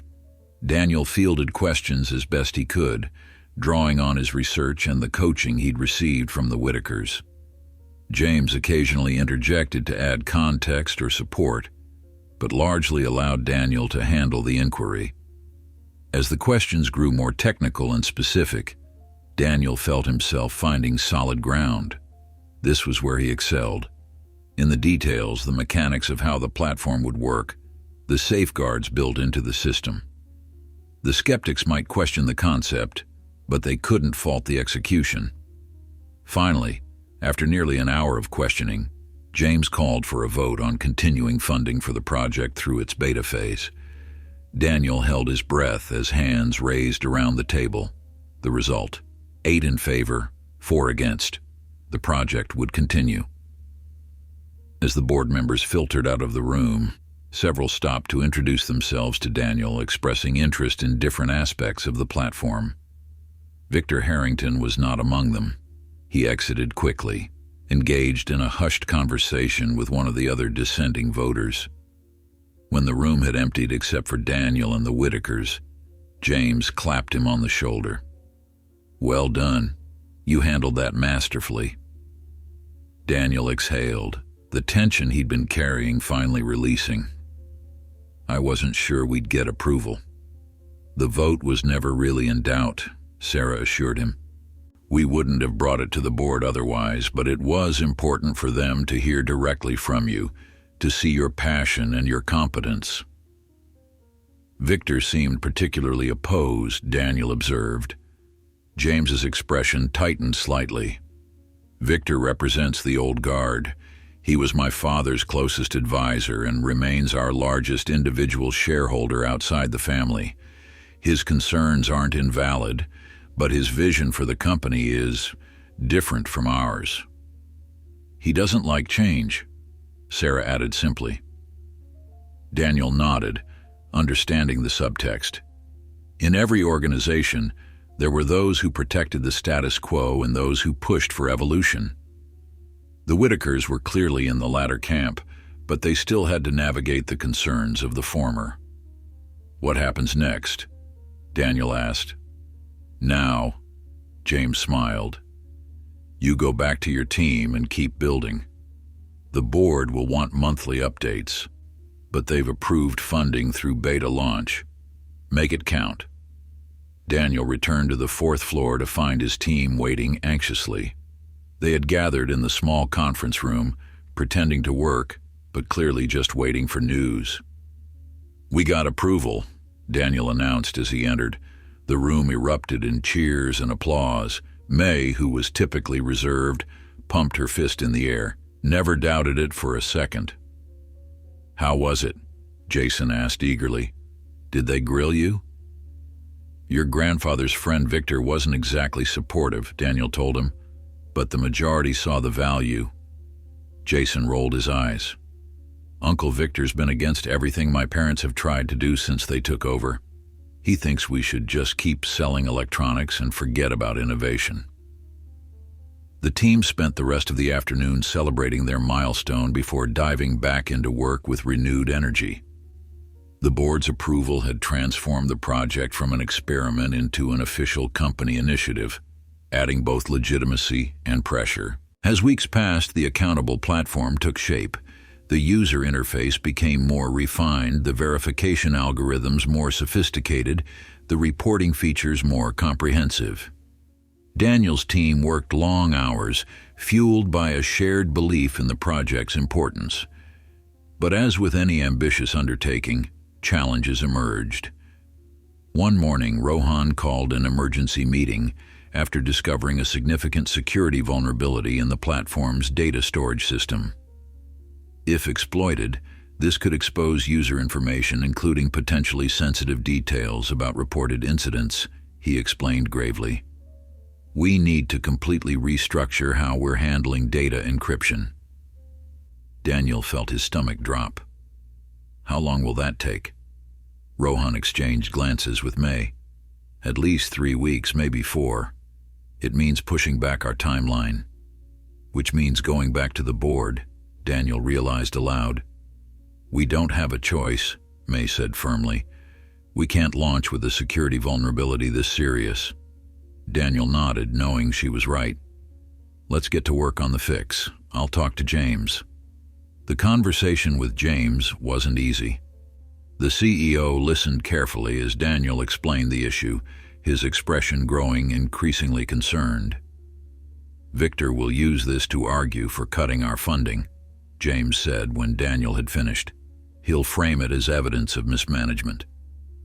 "It's not mismanagement," Daniel protested. "It's development. Every software project faces setbacks like this." "I know that, and you know that," James replied. "But it's an easy narrative for those looking for reasons to oppose us. We need to be strategic about how we present this to the board." They decided on a joint presentation. Daniel would explain the technical issue and the solution, while James would contextualize it within normal development parameters and emphasize the importance of security over rushing to meet arbitrary deadlines. The board meeting was as tense as Daniel had feared. Victor Harrington seized on the delay as evidence of inexperience, questioning whether Daniel was qualified to lead such an ambitious project. Other skeptics joined in, suggesting that perhaps the timeline had been unrealistic from the start. "This is exactly why startups fail," Harrington said, his tone condescending. "Inexperienced leadership, overambitious goals, and inadequate planning. We're not a venture capital firm throwing money at moonshots. We're an established company with a reputation to protect." Daniel felt his face flush with a mixture of anger and embarrassment. Before he could respond, Sarah spoke up. "With all due respect, Victor, that's precisely the kind of thinking that leads established companies to become obsolete. Every significant innovation involves risk and setbacks. The question isn't whether there will be challenges, it's how we respond to them." Daniel identified a security issue and immediately prioritized fixing it over meeting a deadline. "That's exactly the kind of leadership we need." Her defense was passionate but controlled, carrying the authority of her position as the company's chief innovation officer. Several board members nodded in agreement. James added his support. I'd be far more concerned if the team had discovered this vulnerability and decided to proceed anyway to meet our timeline. This delay demonstrates integrity and commitment to quality. The tide of the meeting began to turn. The initial criticism gave way to more constructive discussion about realistic timelines and the importance of security in a platform built on trust. By the end, the board voted to approve the revised timeline, though with a smaller majority than before. Victor Harrington and his allies remained opposed, but they were outnumbered by those who saw value in persevering. As Daniel left the boardroom, Harrington stopped him in the hallway, his voice low enough that only Daniel could hear. "You've got James and Sarah convinced you're some kind of prodigy, but I see through it. You're out of your depth, and eventually everyone else will realize it too." He straightened his tie, a slight smile playing at his lips. "When that happens, remember who tried to save you from public failure." The words were calculated to undermine Daniel's confidence, to plant seeds of doubt. And despite himself, Daniel felt them take root. What if Harrington was right? What if he was out of his depth? What if the security vulnerability was just the first of many fatal flaws in the project? Back in his office, Daniel stared at his computer screen, Harrington's words echoing in his mind. A knock at the door interrupted his spiral of self-doubt. It was Jason, holding 2 cups of coffee. "Brought you some fuel," the teenager said, setting 1 cup on Daniel's desk. "Dad told me about the board meeting. Sounds like Uncle Victor was being his usual charming self." Daniel accepted the coffee gratefully. That's one way to put it. Jason dropped into the chair across from Daniel. "You know what his problem is? He's scared. People like him always fear what they don't understand, and they definitely don't understand people like you. People like me? People who create things, who build the future instead of just protecting the past." Jason shrugged. "Uncle Victor made his fortune by being cautious. You're making yours by being bold. Of course he's going to try to discourage you." Despite his low mood, Daniel couldn't help but smile. "When did you get so wise?" "I've been watching my parents deal with guys like him my whole life," Jason replied. "It used to drive me crazy when Uncle Victor would shoot down my dad's ideas at family dinners. But then I noticed something: the ideas Victor hated the most were usually the ones that ended up being the most successful." The observation was simple, but profound, offering a new perspective on the opposition they faced. Perhaps Harrington's resistance wasn't a warning sign, but a validation, an indication that they were pushing boundaries that needed to be pushed. "Thanks, Jason," Daniel said sincerely. "I needed to hear that." The teenager grinned. "That's what interns are for, right? Coffee and pep talks." As Jason left, Daniel turned back to his computer with renewed determination. They had a security issue to fix, a platform to build, and a future to create, regardless of what Victor Harrington or any other doubters might think. 3 months after the security vulnerability discovery, the accountable platform was back on track. The encryption issue had been resolved, stronger than before, and the team had used the delay to improve other aspects of the system. They were now 2 weeks away from beta launch, when a select group of users would be invited to test the platform in real-world conditions. Daniel stood in the center of their workspace, watching his team put the finishing touches on the beta version. The space had evolved over time, becoming more personalized. Family photos on desks, inspiring quotes taped to monitors, inside jokes scrawled on whiteboards. What had started as a temporary office now felt like a real headquarters for something meaningful. "System check complete," May announced, swiveling in her chair. "All core functions are responding within parameters. User registration flow is finalized," added Tara, the UI designer. "It's intuitive enough for my technologically challenged mother to use, which was our unofficial benchmark. Daniel smiled. That's high praise. How about the verification engine, Jason? The teenager looked up from his workstation, where he'd been refining the machine learning algorithms that helped assess the credibility of submitted reports. Running at 97% accuracy in our test scenarios. I think we're good to go. The atmosphere in the room was charged with anticipation. After months of coding, testing, and refinement, they were about to release their creation into the wild, albeit in a controlled environment. The beta testing group included consumer advocates, business ethics professors, and customers who had experienced various forms of discrimination or product failures. I still can't believe we're almost there, Daniel said, perching on the edge of Rohan's desk. Remember when this was just a concept on my laptop? It's come a long way, Rohan agreed. Though I recall someone promising his roommate he'd be a millionaire by now, he added with a grin, referencing a story Daniel had shared during one of their team dinners. Daniel laughed. I think Marcos is still waiting for that check. The team had become close over the months, sharing not just workspace but personal lives as well.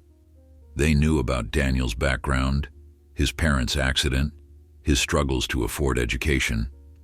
He knew about May's competitive gaming hobby, Tara's passion for urban gardening, Rohan's collection of vintage vinyl records, and Jason had seamlessly integrated into the group, treated not as the boss's son but as a valued team member with his own strengths and quirks.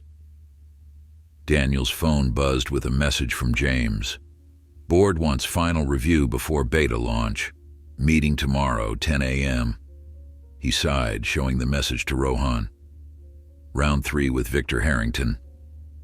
He's persistent, I'll give him that, Rohan replied, but we're in a much stronger position now than at the last meeting. Daniel nodded, though he couldn't shake a sense of unease.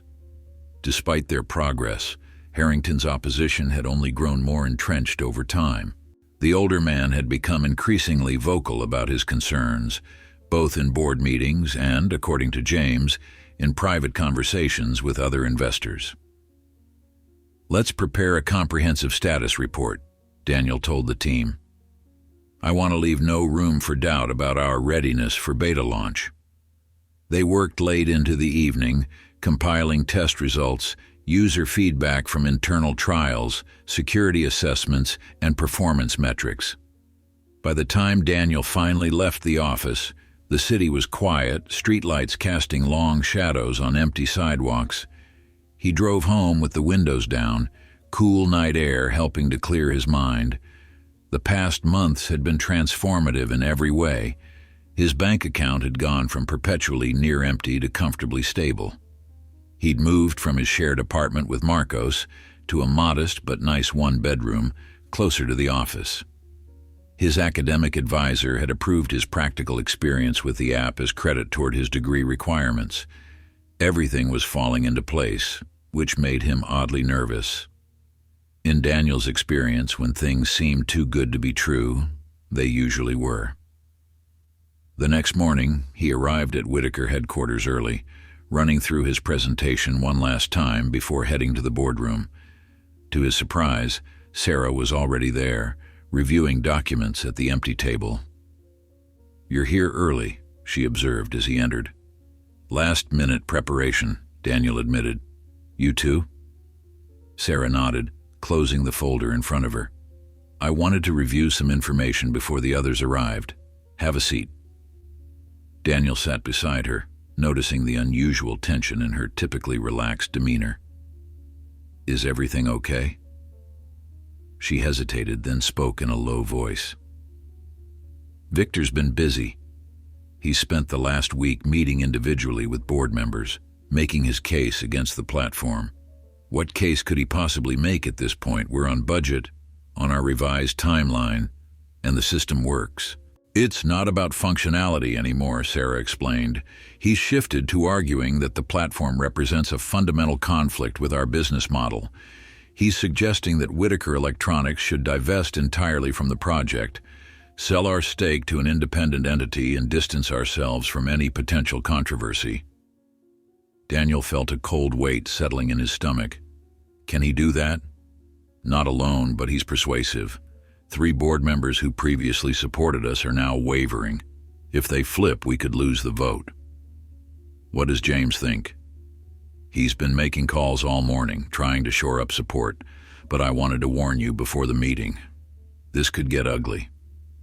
Daniel nodded, grateful for the heads up, but increasingly anxious about what lay ahead.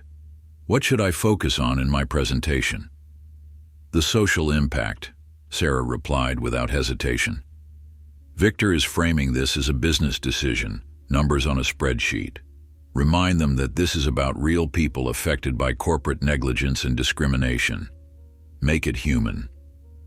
The conversation ended as other board members began to arrive. Victor Harrington entered with 2 allies, deep in conversation, barely acknowledging Daniel's presence. James arrived last, looking tired but determined as he called the meeting to order. Before we begin, Victor said immediately, I'd like to propose a motion for consideration. James frowned. We have an agenda, Victor. This relates directly to the first item on that agenda, Victor insisted. I move that Whitaker Electronics divest its interest in the Accountable platform, selling our stake to an appropriate third party who can better manage the inherent conflicts this project presents for our core business. The room erupted in murmurs and side conversations. James rapped his knuckles on the table for order. That's a significant proposal to bring without prior notice, he said, his voice tight with controlled anger. The board deserves time to consider all implications before voting on such a motion. We've had months to consider the implications, Victor countered. This platform puts us in the untenable position of publicly supporting a tool that could be used against us and our retail partners. It's a fundamental conflict that no amount of good intentions can resolve. One of the previously supportive board members nodded. He raises a valid point, James. What happens when the first complaint against Whitaker Electronics appears on the platform? Either we treat it the same as any other company and potentially damage our own reputation, or we handle it differently and undermine the platform's credibility. Daniel listened to the debate swirling around him, feeling increasingly sidelined. This wasn't about the technology anymore. It was about corporate politics and conflicting visions for the company's future. He caught Sarah's eye, and she gave him a subtle nod of encouragement. If I may, Daniel said, his voice cutting through the crosstalk. The room quieted, all eyes turning to him. I understand the concerns about potential conflicts. They're valid questions that deserve thoughtful answers. He stood, moving to the front of the room. But I think there's a perspective missing from this conversation. We've been discussing this platform as if it's a liability, a risk to be managed. What if it's actually the opposite? What if it's the greatest opportunity Whitaker Electronics has had in a generation? Victor scoffed. That's quite a claim. Let me explain, Daniel continued undeterred. Every company faces a choice in how they handle criticism and complaints. Most try to minimize, manage, or suppress them. But what if a company did the opposite?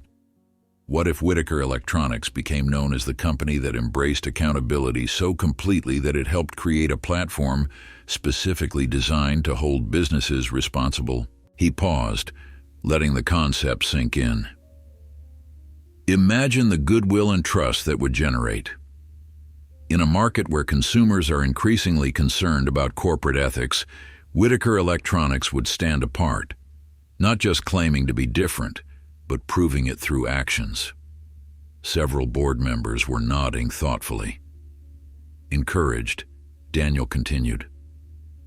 As for the question of what happens when complaints are filed against Whitaker, I say bring them on. Address them transparently, show the world what accountability really looks like. That's not a weakness, it's a profound strength in today's marketplace. Victor leaned forward. Noble sentiments, Mr. Chen, but business isn't run on sentiments. It's run on numbers, and the numbers say this platform represents an unnecessary risk. With respect, Mr. Harrington, I disagree, Daniel replied. The numbers actually say the opposite.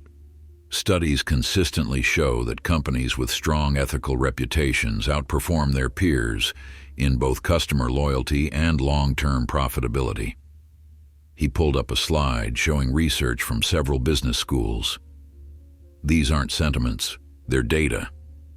Companies perceived as transparent and accountable enjoy consumer trust premiums of up to 53% compared to industry peers.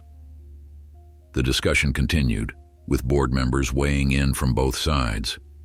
Victor remained adamant, but Daniel could see that his presentation was having an impact. The wavering supporters seemed less certain in their opposition now, asking questions that suggested renewed interest rather than skepticism. Finally, James called for a vote on Victor's motion to divest from the platform. The tension in the room was palpable as hands were raised and counted. The result? 7 against divestment, 5 in favor. They had survived, but the margin was uncomfortably narrow. The motion fails, James announced. We will proceed with the beta launch as planned. Victor's face remained impassive, but his eyes betrayed his anger. This isn't over, he said quietly as the meeting adjourned. Outside the boardroom, James pulled Daniel aside. Well done in there. You may have saved the project. For now, Daniel replied, but Victor clearly isn't giving up. No, he isn't, James agreed grimly, and I'm concerned about how far he might go to prove his point. The warning lingered in Daniel's mind as he returned to the team with news of the board's decision.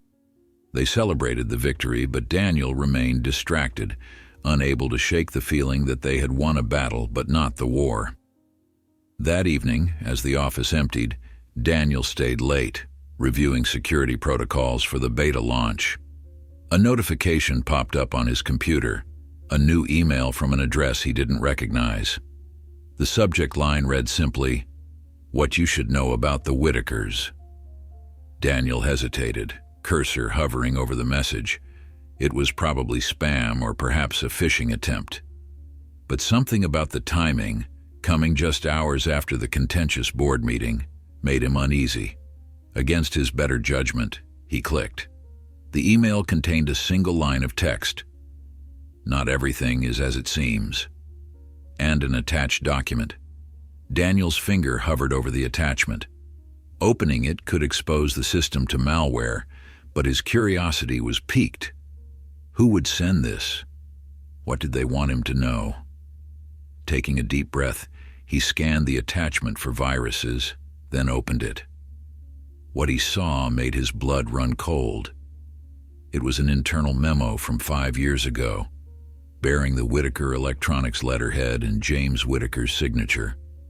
The content directly contradicted everything the Whitakers had told him about their commitment to addressing discrimination in their stores. In fact, it outlined a deliberate strategy to target certain demographics for heightened security scrutiny while maintaining plausible deniability about any discriminatory intent. If authentic, this document would destroy not just the platform's credibility but his entire understanding of who the Whitakers were and what they stood for. The question was it real, or was someone trying to drive a wedge between Daniel and his partners just as they were about to launch? As Daniel stared at the screen, he realized he had a crucial decision to make, one that would determine not just the future of the platform, but his own integrity as well. Daniel stared at his computer screen, the memo's text burning into his vision.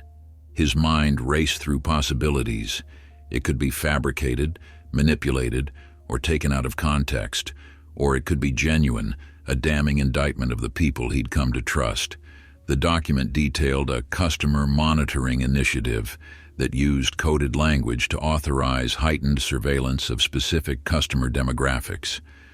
While never explicitly stating racial criteria, the euphemisms were clear enough to anyone reading between the lines. Most disturbing was the directive to maintain plausible deniability in all documentation and training materials. Daniel's first instinct was to call James and demand an explanation, but he paused.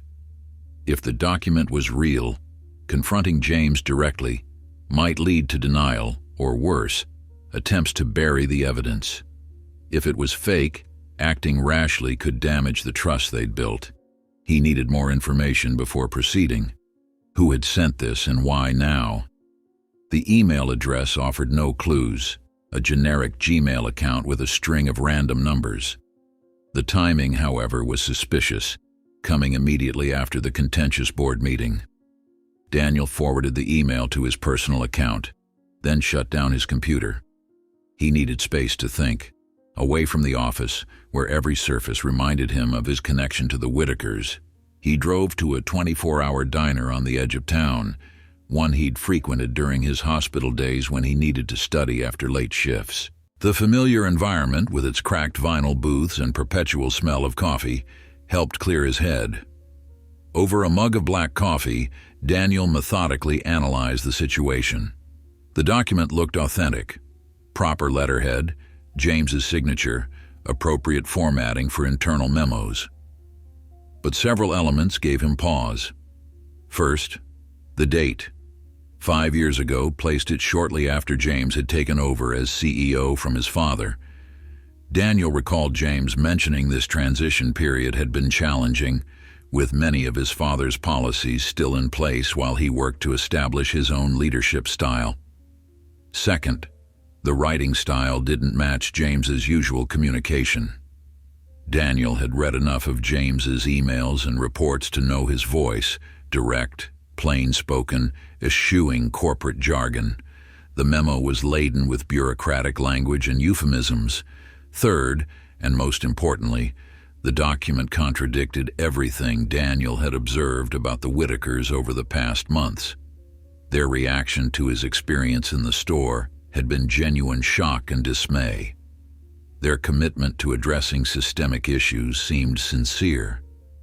Would people engaged in such elaborate deception have empowered him to build a platform specifically designed to expose corporate misconduct? Yet doubt lingered.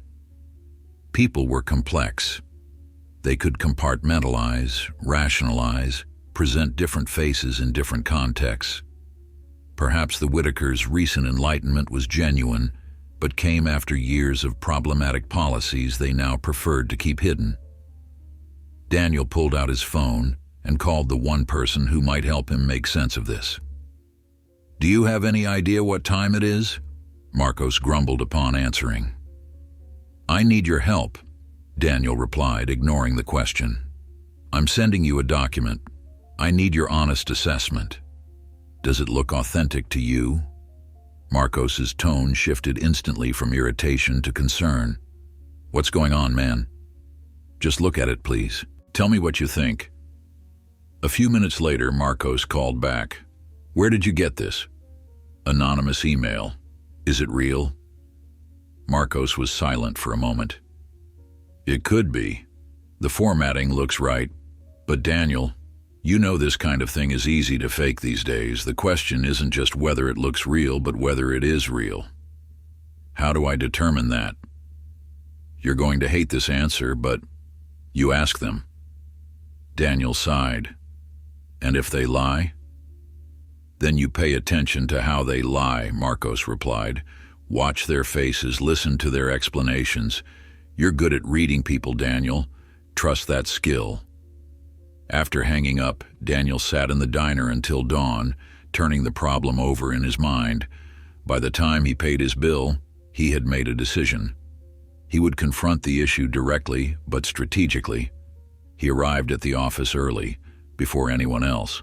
Using his administrative access, he ran a search through the company's digital archives for any memos matching the date and subject of the document he'd received.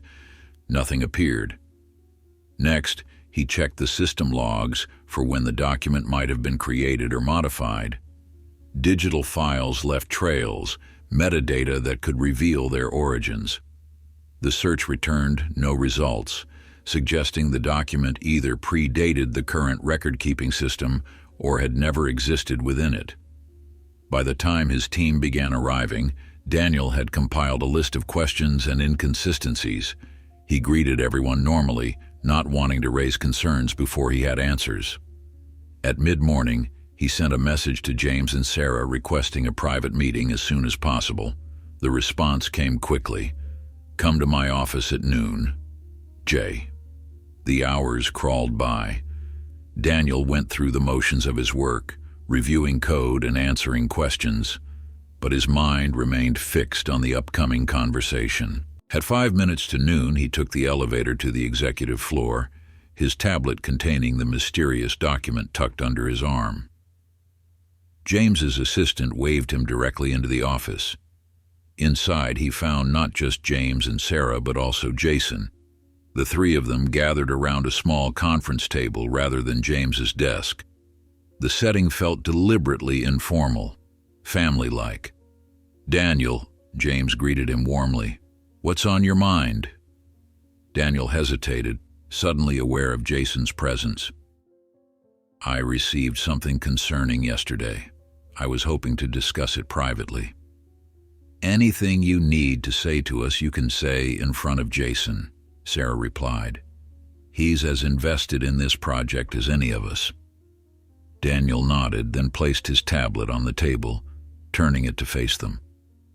"I received this document anonymously yesterday, after the board meeting. I'd like to know if it's authentic." The Whitakers leaned forward to examine the screen. Jason's brow furrowed in confusion, but Daniel's attention was fixed on James and Sarah. Their reactions would tell him everything he needed to know. James's expression shifted from curiosity to recognition, and then, most tellingly, to a deep, weary sadness.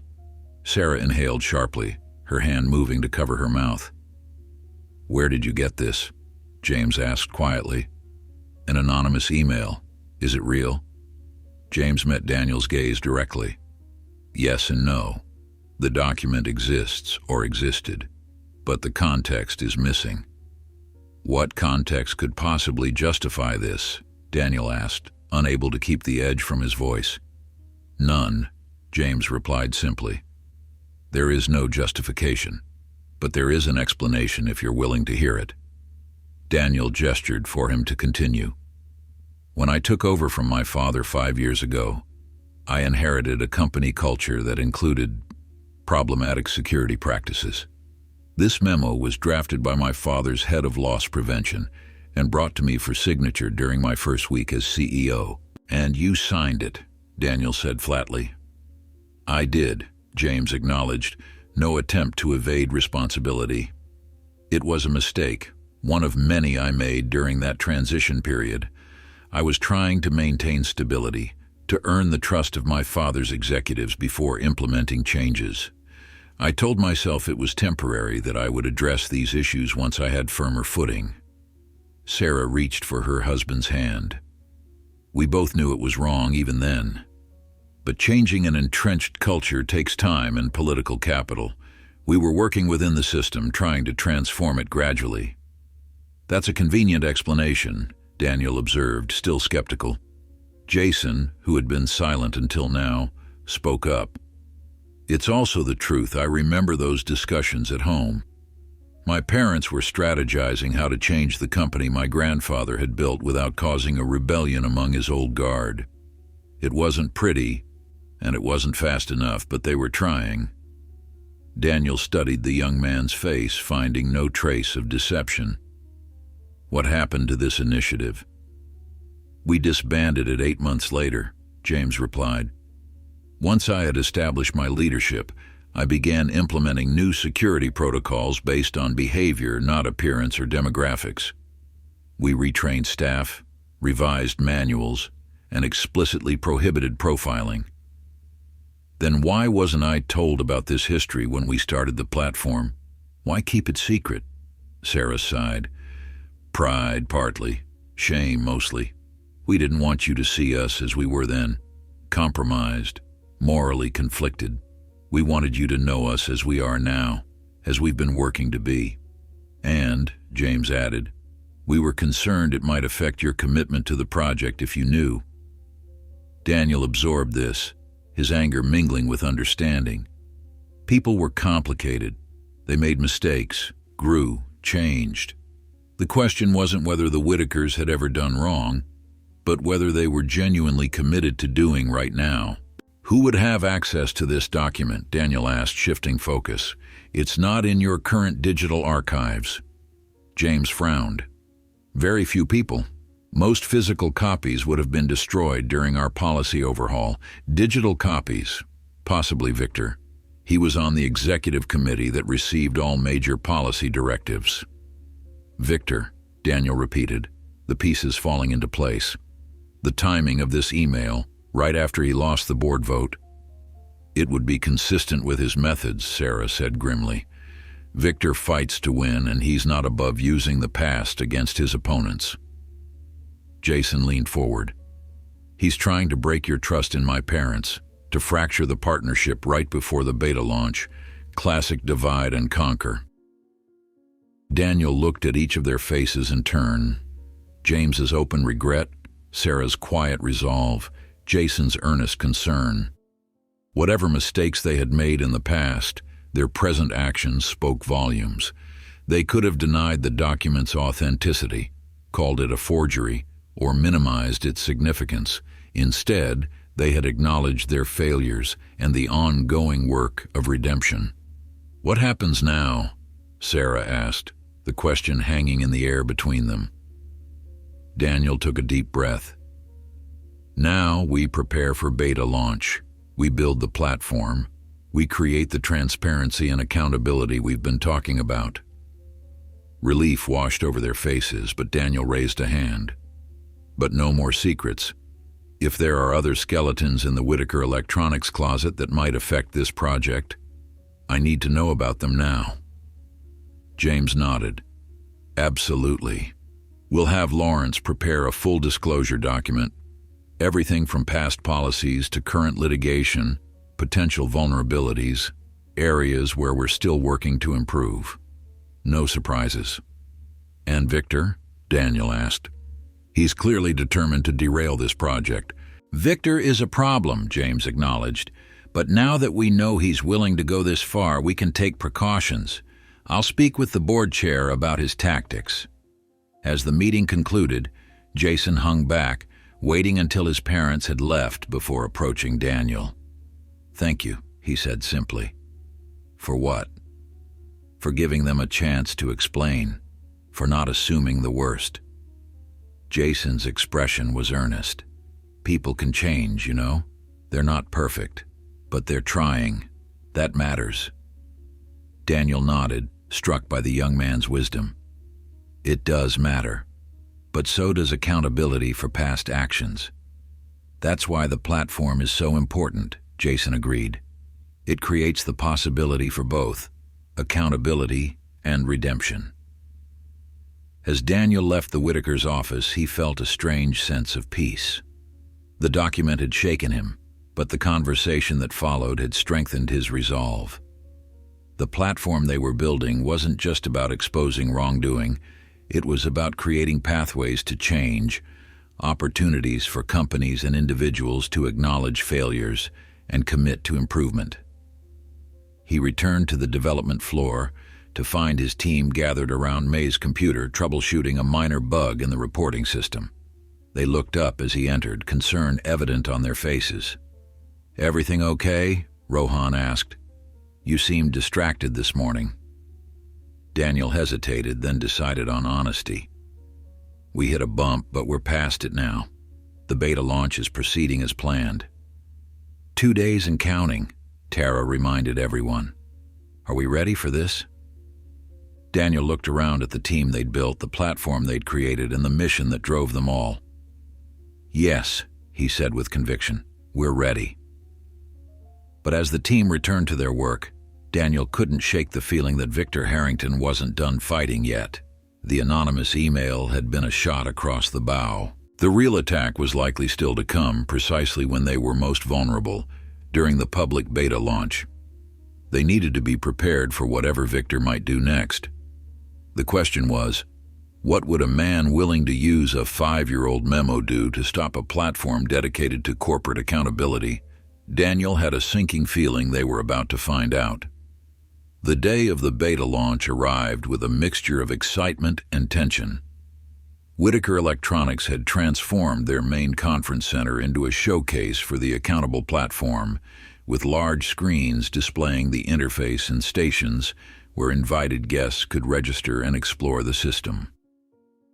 Press representatives mingled with consumer advocates, business ethics professors, and selected users who had experienced discrimination or product failures. Daniel stood in a corner, watching people interact with the platform he'd helped create.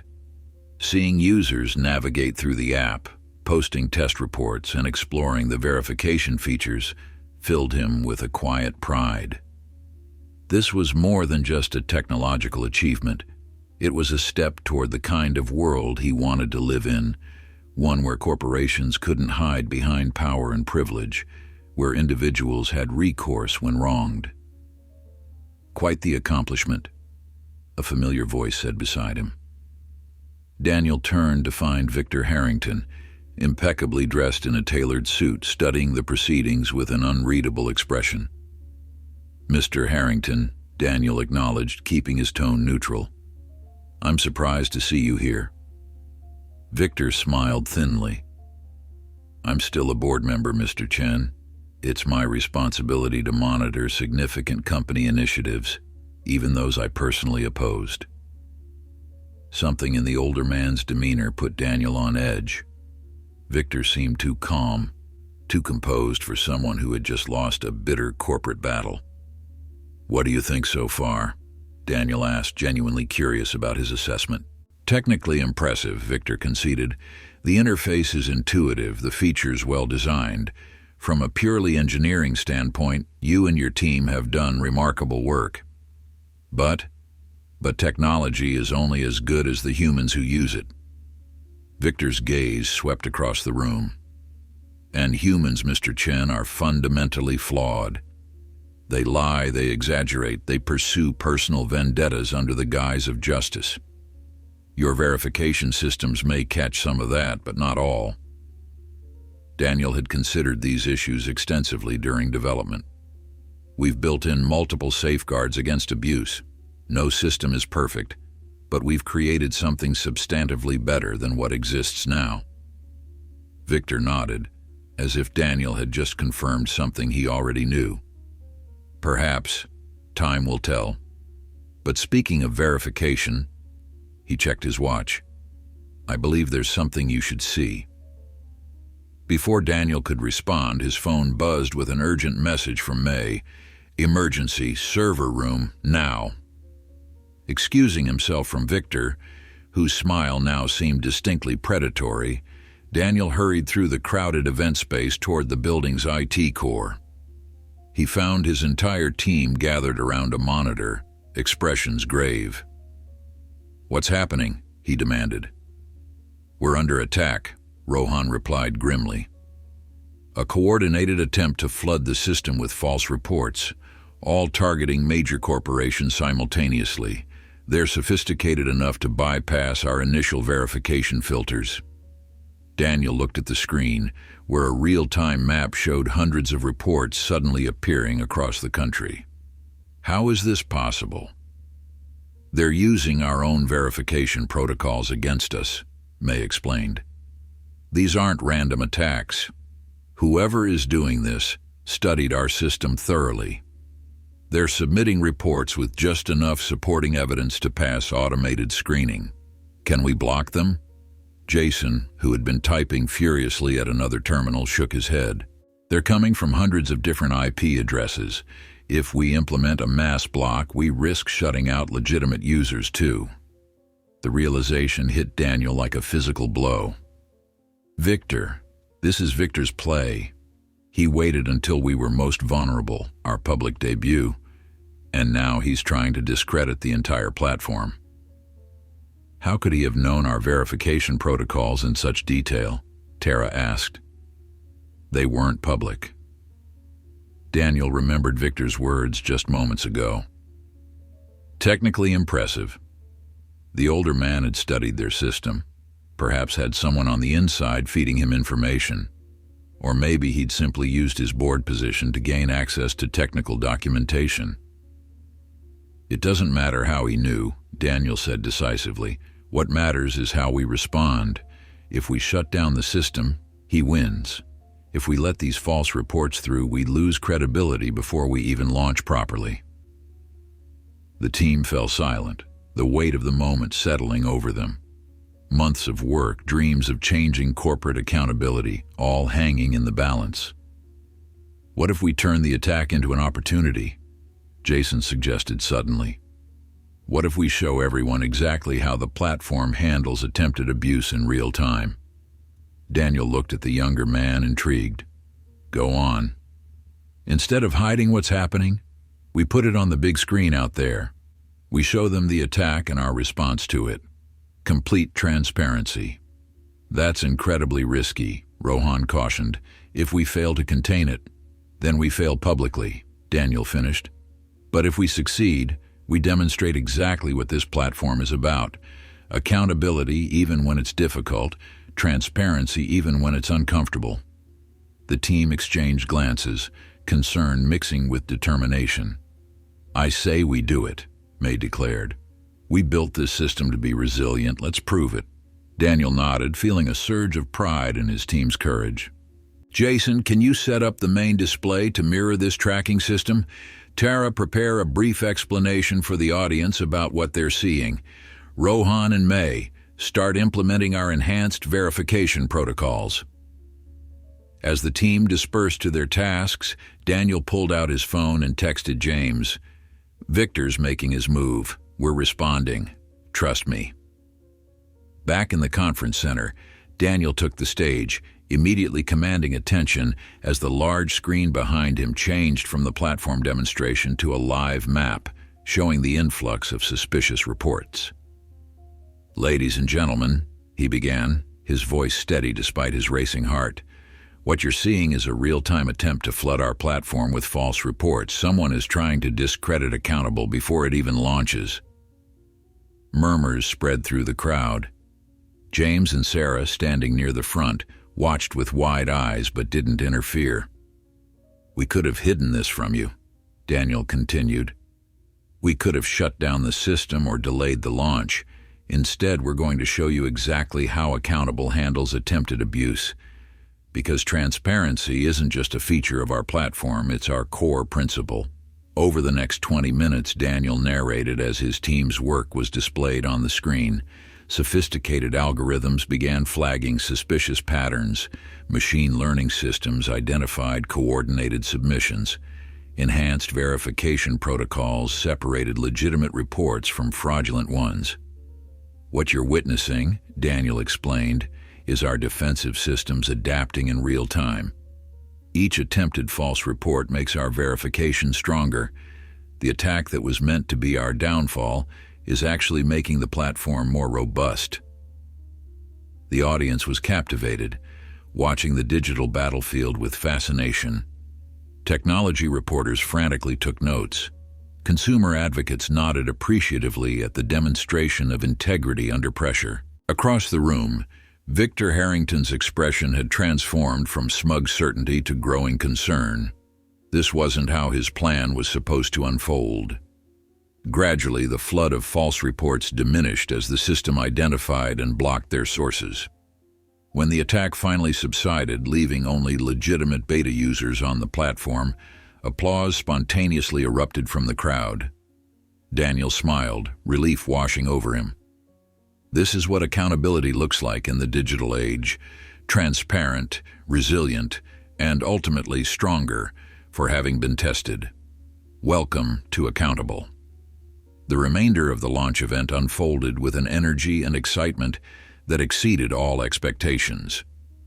What could have been a disaster had instead become a compelling demonstration of the platform's value and integrity. As the crowd began to disperse, Victor approached Daniel one last time. Impressive recovery, he acknowledged, his tone measured. But this isn't over. The real world will test your platform in ways you can't possibly anticipate. Daniel met his gaze steadily. "I'm counting on it, Mr. Harrington. That's how we'll know it works."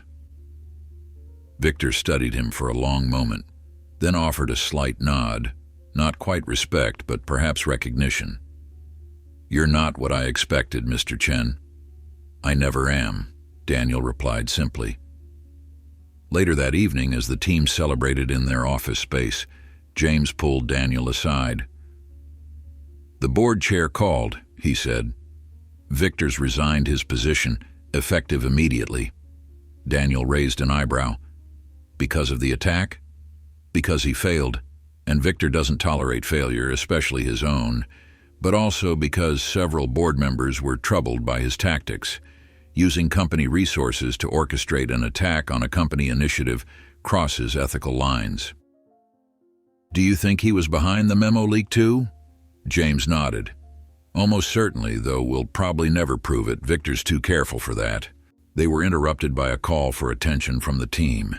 Jason was standing on a chair, raising a glass of champagne. "To Daniel," he proclaimed, "who turned an accusation of theft into a platform that will change corporate accountability forever."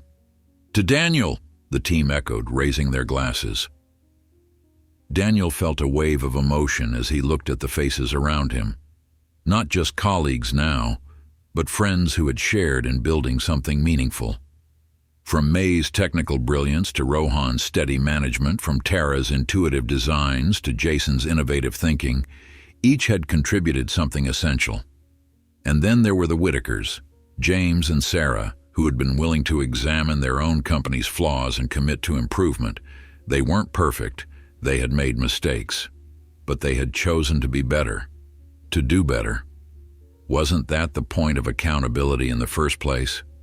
6 months later, Daniel stood in the doorway of the same electronics store where his journey had begun. The Accountable platform had launched to the public 2 months ago and was already changing how businesses interacted with consumers. Over 10,000 verified reports had been filed, leading to policy changes, product recalls, and a new level of transparency from companies eager to demonstrate their responsiveness. Whitaker Electronics had been among the first to formally join the platform, publicly committing to address every verified report filed against them. Other major corporations had followed, recognizing that in the age of social media, proactive accountability was better than reactive crisis management. As Daniel walked through the store, he noticed the changes immediately. New signage proudly declared the company's commitment to equitable treatment of all customers. Staff wore badges displaying the Accountable logo alongside their name tags. Most significantly, the security guards who had once followed customers based on appearance now engaged with everyone equally, offering assistance rather than surveillance. "Can I help you find anything today?" asked a young employee, approaching with a genuine smile. Daniel smiled back. "No, thank you, I'm just looking." "Take your time," the employee replied before moving on to greet another customer. Daniel continued through the store, eventually stopping at the same display where he had been accused of theft. He pulled out his phone, the latest model now, not the budget version he'd had before, and opened the Accountable app. The interface was clean and intuitive, just as they had designed it. A map showed verified reports in real time around the country, each representing a voice that might otherwise have gone unheard. He slipped the phone back into his pocket, feeling the weight of it, not just the device itself, but what it represented. A year ago, he had pulled something unexpected from his pocket that shocked an entire store. Today, what he carried was even more powerful. A tool for change, built by his own hands, born from his own experience. As Daniel left the store, nodding to the security guard who held the door open for him with a respectful smile, he knew that his journey had come full circle. The accusation that could have defined him had instead refined him, transforming a moment of injustice into a movement for accountability that would continue long after today. Sometimes, Daniel reflected, as he stepped into the bright afternoon sunshine, The most meaningful changes begin in the most unexpected places, even in the pocket of a young man wrongly accused of theft in an electronics store.